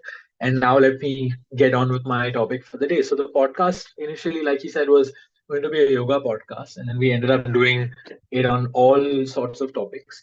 But yoga has been a big part of my life since I was born, pretty much, because I was born in a yoga institute. It's called Kaivalya Dham. It's in Lonavala, started in 1924, so 100 years ago. And it then opened in Mumbai in 1936, which is where it is at Marine Drive currently. And so I was lucky to be born there because my father has been working there for 42 years now. And it was a big privilege, something that I didn't realize when I was a kid because I was just like most of you. I did it because my dad told me to. I would do summer yoga workshops. I would do summer classes. Rather than traveling, I would be at the institute attending workshops and classes. And I don't think I got the real understanding of what it really is until I turned 18 and I did my first course 5 years ago. And that's when I really understood that yoga has something far beyond the physical aspect of it, which is what all of us think. So I want to ask all of you two questions. Whoever's on video, you can answer with your hand action or in the chat. And if your video is off, you can, of course, again, type it out in the chat box. So my first question is, this is not related to yoga, is how many of you are here because this is compulsory? Put your hands up if that's the case. No? Okay, good. So most of you are here by choice, I would like to believe. And it's good that you're here by choice because this is honestly a great opportunity to learn. We had the same thing happen with us 5 years ago. And so it's the right way to kind of learn about various topics that you'll have various speakers speak about. Now, the second question I have for you, all of you is what do you think yoga really is? Is it just asanas? Is it just pranayam? Do you think it's just the physical practices? Yes or no? You can do this, or answer in the chat.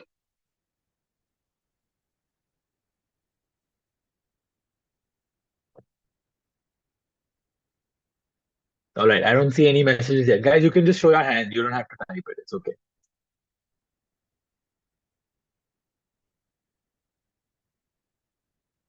Okay, someone says, Bhargavi says, yoga is more than just its physical aspect. I'm glad you think that, glad you know that. And anyone else who'd like to say what they think yoga is, doesn't have to be a right answer, just simple yes or no.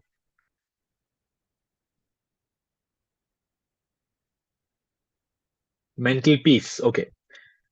It's a physical and mental practice too. Okay, nice. Any other answers? Any other thoughts on the question that I've asked?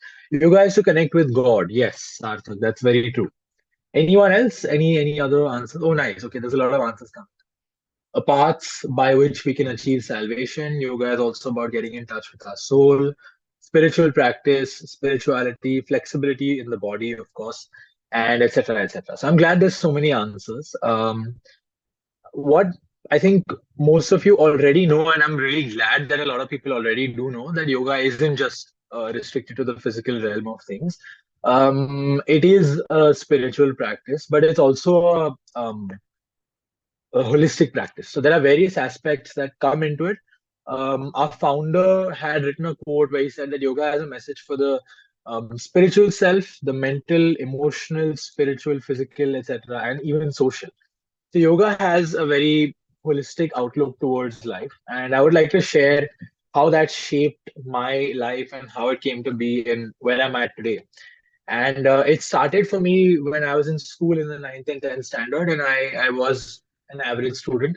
I, like many of you, probably didn't like studying much, and I used to kind of feel like, this is boring. I want to play. I want to run around. I like to act. I like to be on stage.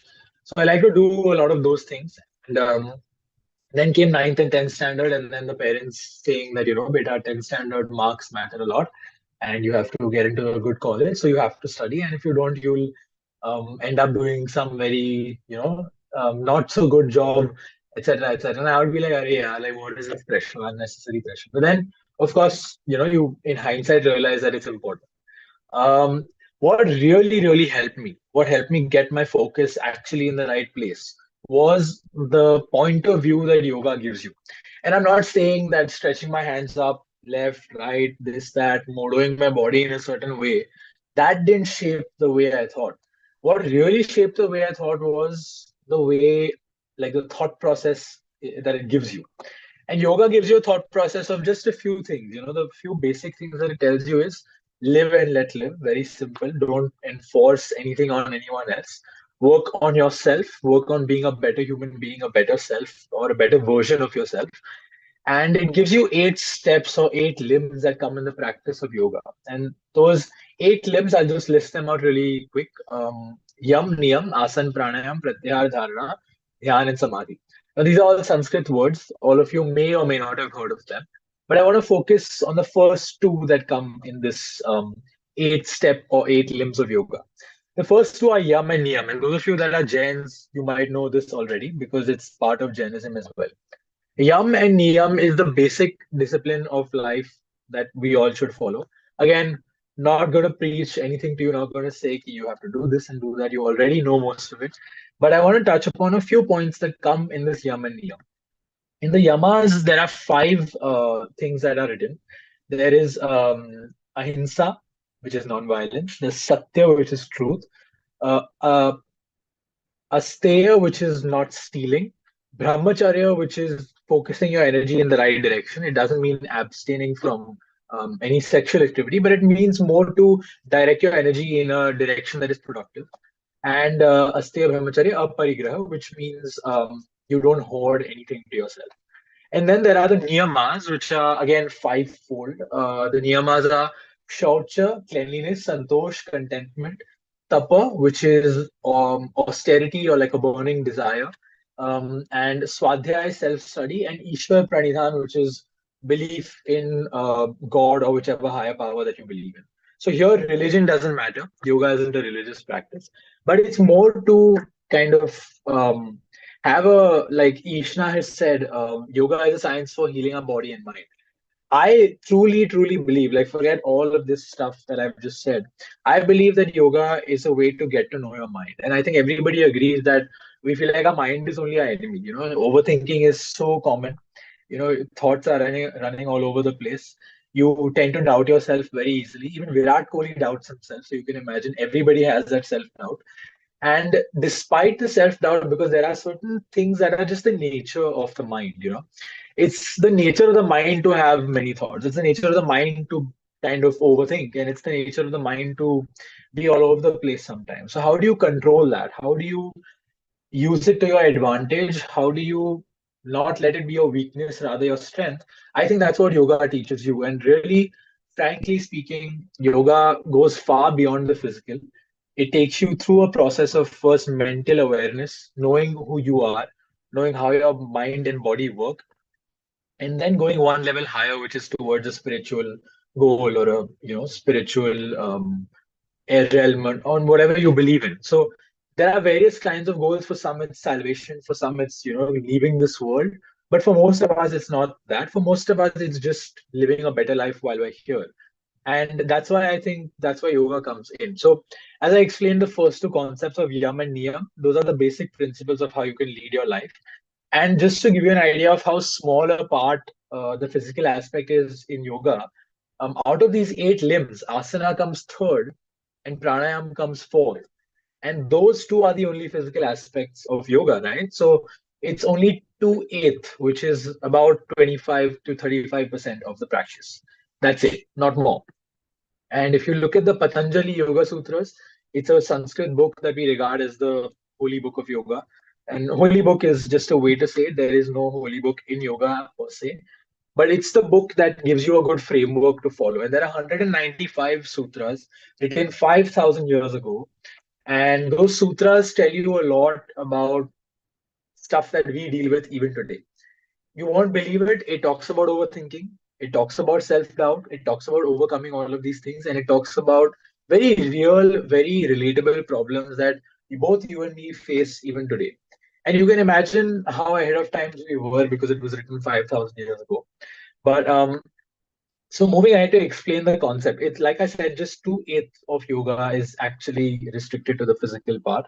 The rest of it is more going inward. So the end goal of the practice is to move inward just to become more self-aware. And then, it changes for each person as you go deeper in the practice.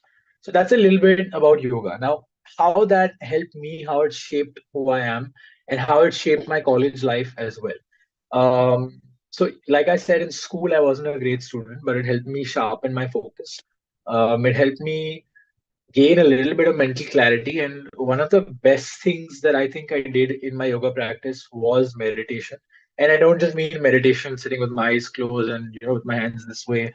That's the typical understanding of it. But what really changed or what really helped me was writing my thoughts down, journaling. I'm sure all of you know journaling is a thing, journaling is good, we should write, etc., etc. वो सबको मालूम है. But why is it good? What can you do to make it help you? I think that your thoughts are often cluttered. Everyone's thoughts are often cluttered. Sometimes you can declutter them or get like a logical flow to them on your own without writing. But oftentimes when there are just so many, and these days life is just overwhelming because of things like COVID, because of how much the study load, workload is these days, it's tough to kind of find mental clarity, find direction in what you want to do. And so writing comes in the picture and it helps tremendously. I think just listing down your thoughts without judging yourself, writing things like stuff you're afraid of, stuff you feel is wrong, but when you write it down, you feel a little lighter. Stuff that you hide from your parents, stuff that you hide from your friends because you feel they might judge you, they might not understand you, they might shout at you, they might anything, anything can happen. But at least your journal, your book, or even your notes app in your phone for that matter, should be that one place where nobody is judging you. It's the place where you can write down whatever you want. You can talk about your breakup if you want to. You can talk about your studies if you want to. You can talk about absolutely anything. And I'm glad, Nivedita, that you do journaling. It's really, really good. So all of you can do this because it has helped me so much. And I would say the only reason I even have 1% of clarity of thought is because I am able to just sometimes put pen to paper and write it down. Writing it down has made a world of a difference for me. And so there's no framework to it. It's how you feel about it. You can kind of just jot down your thoughts. There's always also counseling that you can do, and I'm not saying just therapy is a fantastic way of getting clarity, but it's still a little bit stigmatic in our society. But along with that, you can also use yoga counseling and yoga therapy, because yoga therapy involves counseling and it comes from a yogic or Indian point of view. you know um, Psychology or Western psychology has a Western approach. It is fantastic. So don't get me wrong that I'm saying one is better than the other. But I think that because yoga is Indian and because yoga has mental health psychology from an Indian point of view, it is more easy to connect with it. It is more easy to feel like, okay, yeah, this makes sense to me, and this is something that will actually probably help me even more, perhaps, than an approach that is foreign to us. Again, not saying one is better than the other. I think both are really, really good. I myself have studied both the subjects, so trust me, I know what I'm saying, and I've done a master's in yoga where we studied both Western psychology and Indian psychology. We didn't just do Indian psychology because it's Indian and we should only do that. We should learn everything and then we should see what works for us and apply that. So I think that's what happened with me, and that's why writing down your thoughts makes a world of a difference. It gives you the clarity that you need. And Sachin says, is meditation and yoga the same thing? I think Sachin, the 8 limbs that I spoke about, in that one of the limbs, the second last one, is meditation itself, and that's why it's all a part of the same practice. It's all leading you to the same goal, and it's just the paths that vary sometimes. So that's a little about what really helped me: journaling, writing down my thoughts. And what has helped me in recent times, I'm coming to my days in KC, okay, and I feel like I'm sounding like I'm very old. But not too long ago, I was in your place. Not too long ago, I had my first day of college as well. And I was in class and we had a lecture, I think, on etiquette and ethics. I'm not sure what the subject was. And it was our teacher, Smita Padwal ma'am, and she was a really good teacher. And I remember that she was teaching us how your handshake should be in class, or how your handshake should be generally. So she was teaching us basic discipline and ethics in the professional world, etc. And in yoga, we have the Yamas and Niyamas, which are also teaching you the same thing. So I'm connecting it with that. So I remember she taught us how to do a good handshake, and I volunteered to go on stage and just participate in this mock interview and the handshake, etc. And I did it, and I tried my best to be confident. I was a little nervous, but at the end of it, I remember I shook a ma'am's hand, and she told me that's how a handshake should be. You should be very firm, very sturdy, very strong, and very confident of what you're saying and what you're putting out. Even if you don't know what your answer is or what you want to do, just be confident and just have a approach that I'll figure it out as things go ahead. Because, like I said, if it's not fine, it's not the end, and if it's fine, then everything is good anyway. So you should be happy. So that's what that's what it taught me. It gave me that outlook, that perspective. And in yoga as well, we have sutras that talk about the same thing. There's a sutra which is so beautiful, which I really love and I try and apply to my life as well. Is Maitri Karuna Mudito Pekshana Sukha Dukkha Punya Punya Vishana Bhavanatas Chitta Prasadana. Now, I know that sounds like a lot, but in simple words, Maitri, I think everybody knows, is friendship or friendliness, and Karuna is compassion. And basically, it says that you should be friendly and nice towards people who are like that with you as well. And you should be indifferent to those who aren't. Don't expend your energy in kind of putting negative thoughts towards them or getting angry with them. Or, I mean, it's natural to get angry, but it's always best to have an indifferent attitude towards them. And you learn in college that not everybody has the best intentions in mind for you, unfortunately. So you have to protect your energy, you have to protect yourself, but at the same time, be loving and kind to everybody. And you learn a lot about yourself and how to deal with people in the real world, because you'll meet all kinds of people and you'll make friends like Pritish who end up becoming family, or you might meet somebody who is the exact opposite of that. So it really depends. But it's great because it teaches you, and it's great because in college you have no restrictions whatsoever. You genuinely can do everything, and it's the only place, I believe, where you have a safety net also. You're protected in a protected environment, and you still can take risk and do all sorts of things. So I would say make best use of that. Um, and coming back to why I'm talking about yoga, because yoga, I believe, is a science of the mind, and it's about knowing yourself and who you are. I think if you know who you are, it's a superpower in this day and age, because oftentimes people unfortunately don't get that opportunity to get self clarity. Many people find it in their 30s, 40s, sometimes even in their old age. But we're lucky that we have so much information to our perusal, so you can actually use it. And I was lucky to be born into this. So for me, these things are very, very valuable. I know that it means a lot to me, and I would love to come and share more on yoga or maybe conduct a session or something for you guys.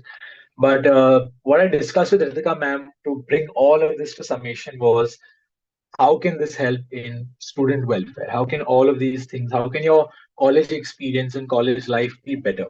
And I think when you approach things from a yogic point of view, you have the point of view of non-harming somebody.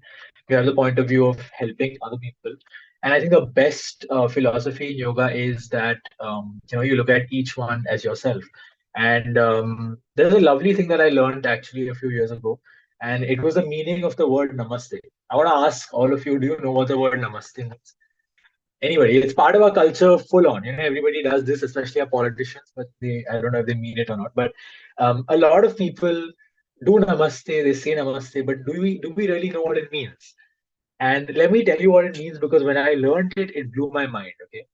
Namaste means that I am bowing down to the soul inside of you, because it is the same as the soul inside of me. So the same core element that's there in me is the same core element that's there in you. And so I'm honoring that. And because it's the same, I'm bowing down and I'm respectful of that element in you, because we're the same. At the end of the day, we're all the same. So yes, it's a greeting, but it's also a very meaningful gesture, because it's the way you think about the other person. And when you start viewing everyone with the same attitude of namaste, it can really change the way you look at people. And despite bowing down to people, if they don't have the same kind of basic courtesy towards you, it's okay, be indifferent to them, let it pass. And I'm glad somebody asked, how is I bow to you a greeting? So I think it's a different understanding in our culture. It's a greeting, of course, but it was such a deep thought or a deep greeting that you didn't just greet someone, say hi, hello. It's a namaste to say that in the first go that I'm meeting you, from there on itself, I'm respecting you because I'm expecting the same respect from you towards me. And if you set that tone from the get-go with anyone, I think it can be a game changer. So that's why I wanted to explain what the meaning of the word namaste is. And there's a bunch of other points that I wrote down that I thought I'd share. But keeping time in mind, I'll try and conclude all that I wanted to say. Doing that podcast was something great because we took risk and we did something we love. In the last 2 years, I did something I couldn't believe, which was doing 2 masters at the same time. I did a master's in yoga, and also did my MCom in business management from HR college, which is your neighbor. And I was in KC college very initially for 2 months, and I ended up switching because I got carried away with my friends. But to tell you the truth, Casey gave me so much in just those 2 months. You won't believe it. I did the freshers with Pritish. I ended up, I didn't think I should have won, but I ended up getting Mr. Freshers. I ended up being the ACL of a fest called Tsunami. And it was the first time Casey was taking part. And I just was in the auditorium at that time and knew about the fest because of my sister who had done it 5 years ago at that time. And I thought that this is it. I want to do this. And I'm so lucky that Casey is doing it for the first time. Let me go and offer myself to the committee and say that I would want to take part. And I just put myself out there and I got the chance to be an assistant contingent leader. And it's a great opportunity because the kind of things you manage in a fest are, I honestly feel, unlike any other. And then I got to be in the Jewel committee, which was the fest of the B4 department. I first was in the Kiran committee as a HOD, but that was my first year itself. But I first, like, I think I didn't choose the right one for me, so I switched to Jewel. And I was lucky enough to be given the opportunity to be a coordinator in my first year. And I was told that no one in first year was a coordinator, so I was on cloud nine because I was like, wow, that's really amazing. But all of this to say, all of this in 2 months, this is what Casey gave me. And I think because of that, Casey is one of the best colleges to be in the city. Um, it gives you opportunities like this. It allows you to meet people from all parts of the country. And I think that's what shapes you, who you are. And those 2 months, I still remember, it gave me so much confidence. It gave me so much self-belief that I can actually do something and I can do something and be successful at it, be a leader as well. I think it only happens when the environment is suitable for that. And yeah, I put myself out there. 50% may have been that I went for the opportunity, but it wouldn't have happened if there weren't people who gave you the opportunity, who encouraged you to take it ahead. So I think that's what KC College did for me. And it's a place that I'll always remember and I'll cherish because I got a brother in the bargain with Pritish. And we got to do this podcast. We got to pursue our passions. We're doing very different things today as well. He's still working at EY and he plans on doing his MBA soon as well. I am now doing my yoga work with my family. And it's a blessing to be doing all of this. It's a blessing to be here. I really, really wish we were in person, but I guess next time. And I'll keep coming back because this is the place I have called home before. So that's a little from me. I hope all of you found some value in what we shared. And I hope this was fun for all of you. And I think we have some time for an interactive session. So I'll leave Kushi to conduct that, or Ritika ma'am. So Yeah, thank you guys. I think you spoke their language and this is what they really understand. So thank you, Pritish. Thank you, Anvay, for really pouring your heart out and saying and talking about your journey and what you think. And thank you for being here today and trying to connect and orienting them and making them understand exactly how your journey is and how that could inspire them. Kushi, you can take a few questions Yes, ma'am. and then we can end the session. Yeah. Okay. Please feel free to ask the questions. Yeah, in the chat box.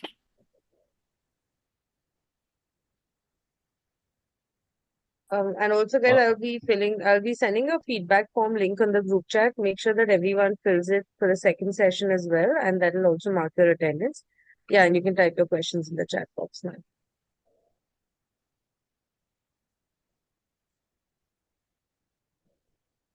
So I've already got a message from Nivedita, but she sent it to me on DM. She's saying that ancient Indian yogic practices in its true essence are so universal and like it is for everyone in any period of time or walk of life. And she said, I really agree, resonate with what you said. I'm glad. Thank you. Any other questions? Thanks, Vernon, for the compliment. Thank you, Vernon. Guys, yeah, In just one more case, thing. If you have any, yeah, sorry. If you have any questions regarding your master's as well, because I'm pursuing it, I've given my GMAT as well. So I know the process about how to go about it. I've given CAT and a few other entrance examinations as well. So if anybody has, questions related to those particular things, they can, feel free to ask them right now as well. I think one question you guys can address for them and for everyone would be, do you think like immediately after your graduation, should you jump in for a master's? Should you work? You can just address that for in general for all of them. Right. Anvi, you want to go first? Should I? Sure, Okay. I'll go ahead. Okay. Yeah. I think it depends on what your goal is. It depends on what you want to get into, which field. For some fields, it's essential that you continue your studies right after. Versus if you're doing an MBA, I think most people know that it's an essential criteria to do a job first and then get into it, because you need some work X. And Pratish will be better than me to guide you on that. But yeah, it again depends on your goal, depends on what you're aiming to achieve with what you want to do. And if you don't know that, that's also okay. So by the time you get done with your final year, you'll have some idea of what you like or what you don't like. And I think depending on that, you can choose your next step. If you want to acquire more knowledge and if you need to for your field, then I would say finish the studies first, because that's what I did. I wanted to finish it once and for all and then get into my work full time. And I think it makes sense because I want to get into this and then not stop. And I wanted to also not take a break in my career and then study again later. So I decided to do it first. That was my thought process. But again, it differs for some people. And I think, Pratish, you can talk about the MBA aspect of it as well. Yeah. So I got a message. So which countries are mostly budget friendly for MBA? So yeah, firstly, don't address us as sirs or whatever. Yeah, we're just like a few years older than you all. And see, country specific, if you're looking for a budget friendly MBA outside of the country, you're not going to find anything, and specifically an MBA, you're not going to find anything less than probably 40 or 50 lakhs from a good institute. I mean, if you're spending that kind of money, you probably want to do it from a good institute. So if you take an example of countries like the US or the UK, or in Europe also, you have France, you have Germany, there's nothing less than probably 40 or 50 lakhs. That is excluding scholarships. So what you should do is you should aim for getting those scholarships. You should aim for, getting your tuition fee as low as you can, so that, you can spend less amount of money and get the same education abroad. So coming to the second part of, of whether you should do a master's right after you graduate or give yourself a year or 2 years of work ex. So if you want to do it abroad, you need to have work experience. The minimum criteria is 2 years, but people generally go for about 4 or 5 years before they go for an MBA. India is the only place where you don't require work experience for an MBA. So you have a lot of people who will just graduate, give their entrance in their final year, which will be their third year, or if you're an engineer, fourth year, and then you go for your MBA. What I feel right now in today's time, it's not good, because you should have experiences, because companies will look at you and see, a lot of companies don't have the time to now groom you. They want to see, okay, where you've worked earlier, what you have done, have you, gained considerable amount of experience in this or that place. If you have, okay, come. Because I have had multiple live examples in front of me where people struggle to get a job right after, they went for an MBA. Now it's a different thing. You're passing on from an IIM Ahmedabad or an IIM Bangalore or whatever. But I've seen cases in IIM Ahmedabad and Bangalore as well, where, people have struggled to get a job because they didn't have work experience. So what I suggest is get, 1-2 years of good work experience. If you want to go abroad, minimum 2-3 years. Want to stay in India, 1 max 2 years. And, that should be good. I think, Anved, this is for you, right? Is a dual degree manageable? Yeah. Bhargavi is asking. So I'll just read out the question. How did you get into yoga? How to manage several activities? So to answer your first question, how did I get into yoga? Well, honestly, I was just lucky to be born into it. I was born at the institute called Kevelingham, and my father has been the director there for a long time now. And because I grew up there, it was already around me. There was always classes, workshops, people doing all sorts of yoga practices. It was all around me because I lived at the institute itself. I only moved out a month ago, so I've lived there for literally all my life. And so that's why, because it was all around me, the interest was always there, and a little bit of encouragement from my father as well, because he also felt that it's something that I should learn, if not take up as a career first. And so that's how I got into it, and then I fell in love with it, and then I realized the immense value it has, and I realized that it really does have the power to change your life. And sometimes, some things you can't even put into words. So I tried my best to tell you how I felt, but really, like, it only really hits you when you start. And that's how I would encourage all of you to just give it a try and, kind of try it out and see how you feel. Because if it piques your interest, then it's like a rabbit hole of, endless knowledge, wisdom, and learning. And once you start, it doesn't stop. So that's how I would answer your first question. And the second one is dual degree manageable. Why should one do that according to you? A dual degree is manageable. 2 years ago, I didn't think it was, but my dad did. My dad is somebody who pushes not just me, but a lot of people that he meets in his life a lot. I'm giving him the credit because honestly, it was him, it wasn't me.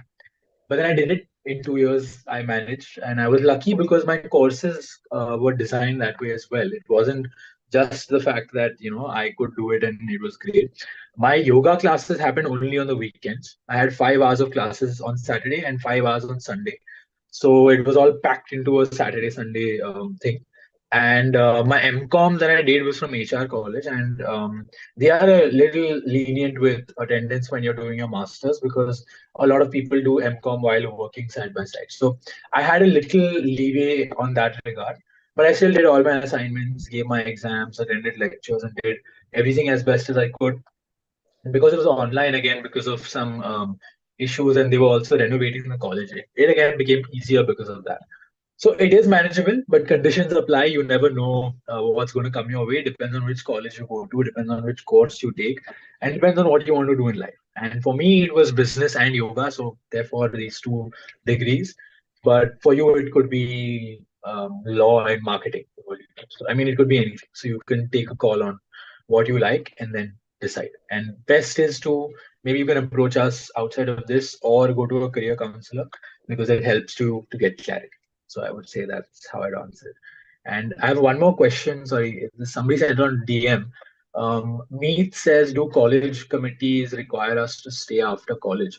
So while you're in college, you're committed to the committee. And I would say in the first year, join everything because you can experiment and explore. And then second year, third year, choose one and stick there.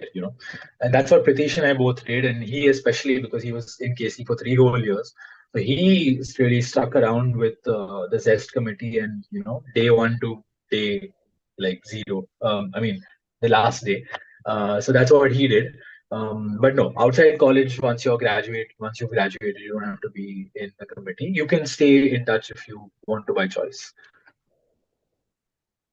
So I think, the committee will be like, yeah, we have work. So probably you stick around after your lectures or something. And trust me, you won't feel bad about it when that happens. Because I remember I used to do that when I was the vice chairperson of the S committee. I used to tell my HODs or my volunteers or coordinators, guys, stick around. There's actually work, attend your lectures, finish. And for us, it was online. So, just attend your lectures. We used to meet in college. So, and then we used to discuss, we used to prep for the fest at that time. God knows how many times Ritika ma'am has scolded me because of that. But yeah, it is what it is. So you're gonna enjoy the process, guys, trust me. You are gonna have yeah. a great time. Just have fun, honestly. I think this one, ma'am, is there time to address one more question? I saw another question. Yeah, I think you can take one last question. All right. So I got a question from, I think, Vrushti. What kind of work experience exactly is needed for an MBA? Since I'm from an arts background and I'm planning to pursue an MBA after BA in psychology. All right. So see, your work experience again is very subjective. You could go into consulting. You could go into whatever. You can business. It is considered as work experience, but it's not something that companies would look at as work experience solely. So when I started off, when I was talking about entrepreneurial mindset, it's probably like an add-on that you have along with the work that you're doing. So for example, I'm working at EY. You'll find someone working at KPMG or Deloitte or PwC, ITC, wherever. So with that, like again, it's upon you. If you want to do an MBA in finance, you probably look at a role where finance is there. Like probably join a finance firm. You can go to JP, you can go to Bank of America, Merrill Lynch, wherever. You can. That's up to you. You want to do an MBA in marketing, probably look at all these companies like I mentioned, Nestle, ITC, Pale, Asian Paints. Look at all these companies. So again, you need to know your niche when it comes to your career as well. If you want to, I'm not saying you need to know everything beforehand. Obviously, you can experiment after you are in a B school as well. Like in India, in your first year of your MBA, there is no specialization. You have to do everything. Your specialization comes in your second year. So again, you decide ki I want to do an MBA in finance, but you reach the college, study the subjects, and you realize no, finance is not for me. I want to do an MBA in marketing. It's very subjective. Just look for a job where you feel, yeah, this will look good on my CV. I'm definitely going to learn a lot out of this, and where you're happy, obviously. So I feel look for that. Everything else is manageable, guys. Honestly, we don't want to overwhelm you with so many things. You have 3 years of life to enjoy. I just focus on your Yeah. academics. That's important. I'm not going to lie. And attend your lectures. So Ritika ma'am's not going to complain then. And like just have a good time, guys. Relax, enjoy, stay care. There's 2, 3 things in the chat I'll just address. I won't answer because I know we're short on time. Somebody says that we should teach yoga on social media. We already are there. You can search for Yogic Gurukul. That's the platform I'm currently on. And my sister is primarily there, but I'm starting new stuff there as well. So you can check that out. And college will give you placement opportunities, yes. And somebody asked, that's why I'm saying that. I got a college strategy. placement only. So through college only, I There you went go. to UMI. So, Yeah. colleges will give you good, placements, good companies will come. So you don't have to worry about that. And the Ma'am, can I last just one, do address you that one? believe? Yeah. Huh. Yeah, I think both of us should do that. Do you believe people have an aura of energy, Yeah, positive or negative? yeah, Yes, people do. Choose a better aura for yourself. Keep your aura clean and positive and exactly. enjoy life. See, you're going to meet so many people once you come to college. You're going to be interacting with 100 people like at an average every day. You might even bump into the two of us. We're going to visit college and, you never know. So that's what I'm saying. You need to know who's your friend, the kind of aura the person gives off. If it works for you, well and great. If it does not, you just need to distance yourself. It's as simple as that. Don't overthink all these things. Honestly, just chill, enjoy, relax, have a great time. And if at all, you can always, hit us up on Instagram, LinkedIn, wherever. We're always there for the college. And Yes. if you have any doubts, just come to us. We'll try and solve them. Yep, I think that's all, ma'am. I don't think there are more Yeah. questions. Yeah. All right. So great. That was really a very, very interactive and very interesting session. I think you went beyond the basics and you literally gave them like life lessons in a way. So good, at least college lessons and how they can actually lead their life very well in college. So that was really nice. Thank you so much. Kushi, you can please propose the vote of thanks. Yeah, sure. That was truly eye-opening. I'm sure all of us got to learn something new today and how to navigate through college, your college experiences, the behind the scenes that goes about having a podcast, and how yoga is a multidimensional concept is genuinely intriguing. I hope this knowledge stays with us as we move forward with our lives. Uh, as we end this session, we would also like to thank our Honorable In Charge Principal, Dr. Tejasri Shanwag ma'am, and our Vice Principal, Dr. Shalini Sinha ma'am, for their constant guidance and support. I would once again like to thank all of the head of the departments and teachers. Without your guidance, this would not have been possible. Last but not the least, our audience. Thank you for being patient and a great sport. And with this, we come to an end of this session. Thank you so much. All right. Thank you so much, everyone. Thank you, Anvay. Thank you, Pritish, for being here. Thank you, Okay, Kushi, ma'am, for it's our conducting pleasure. the entire session. Thank you so much.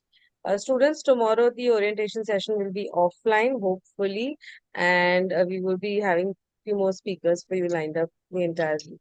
Thank you so much, everyone. Thank you, guys. Please Thank you fill for up the having us. Thank you, feedback Thank ma'am. form. you. Bye. Thank you.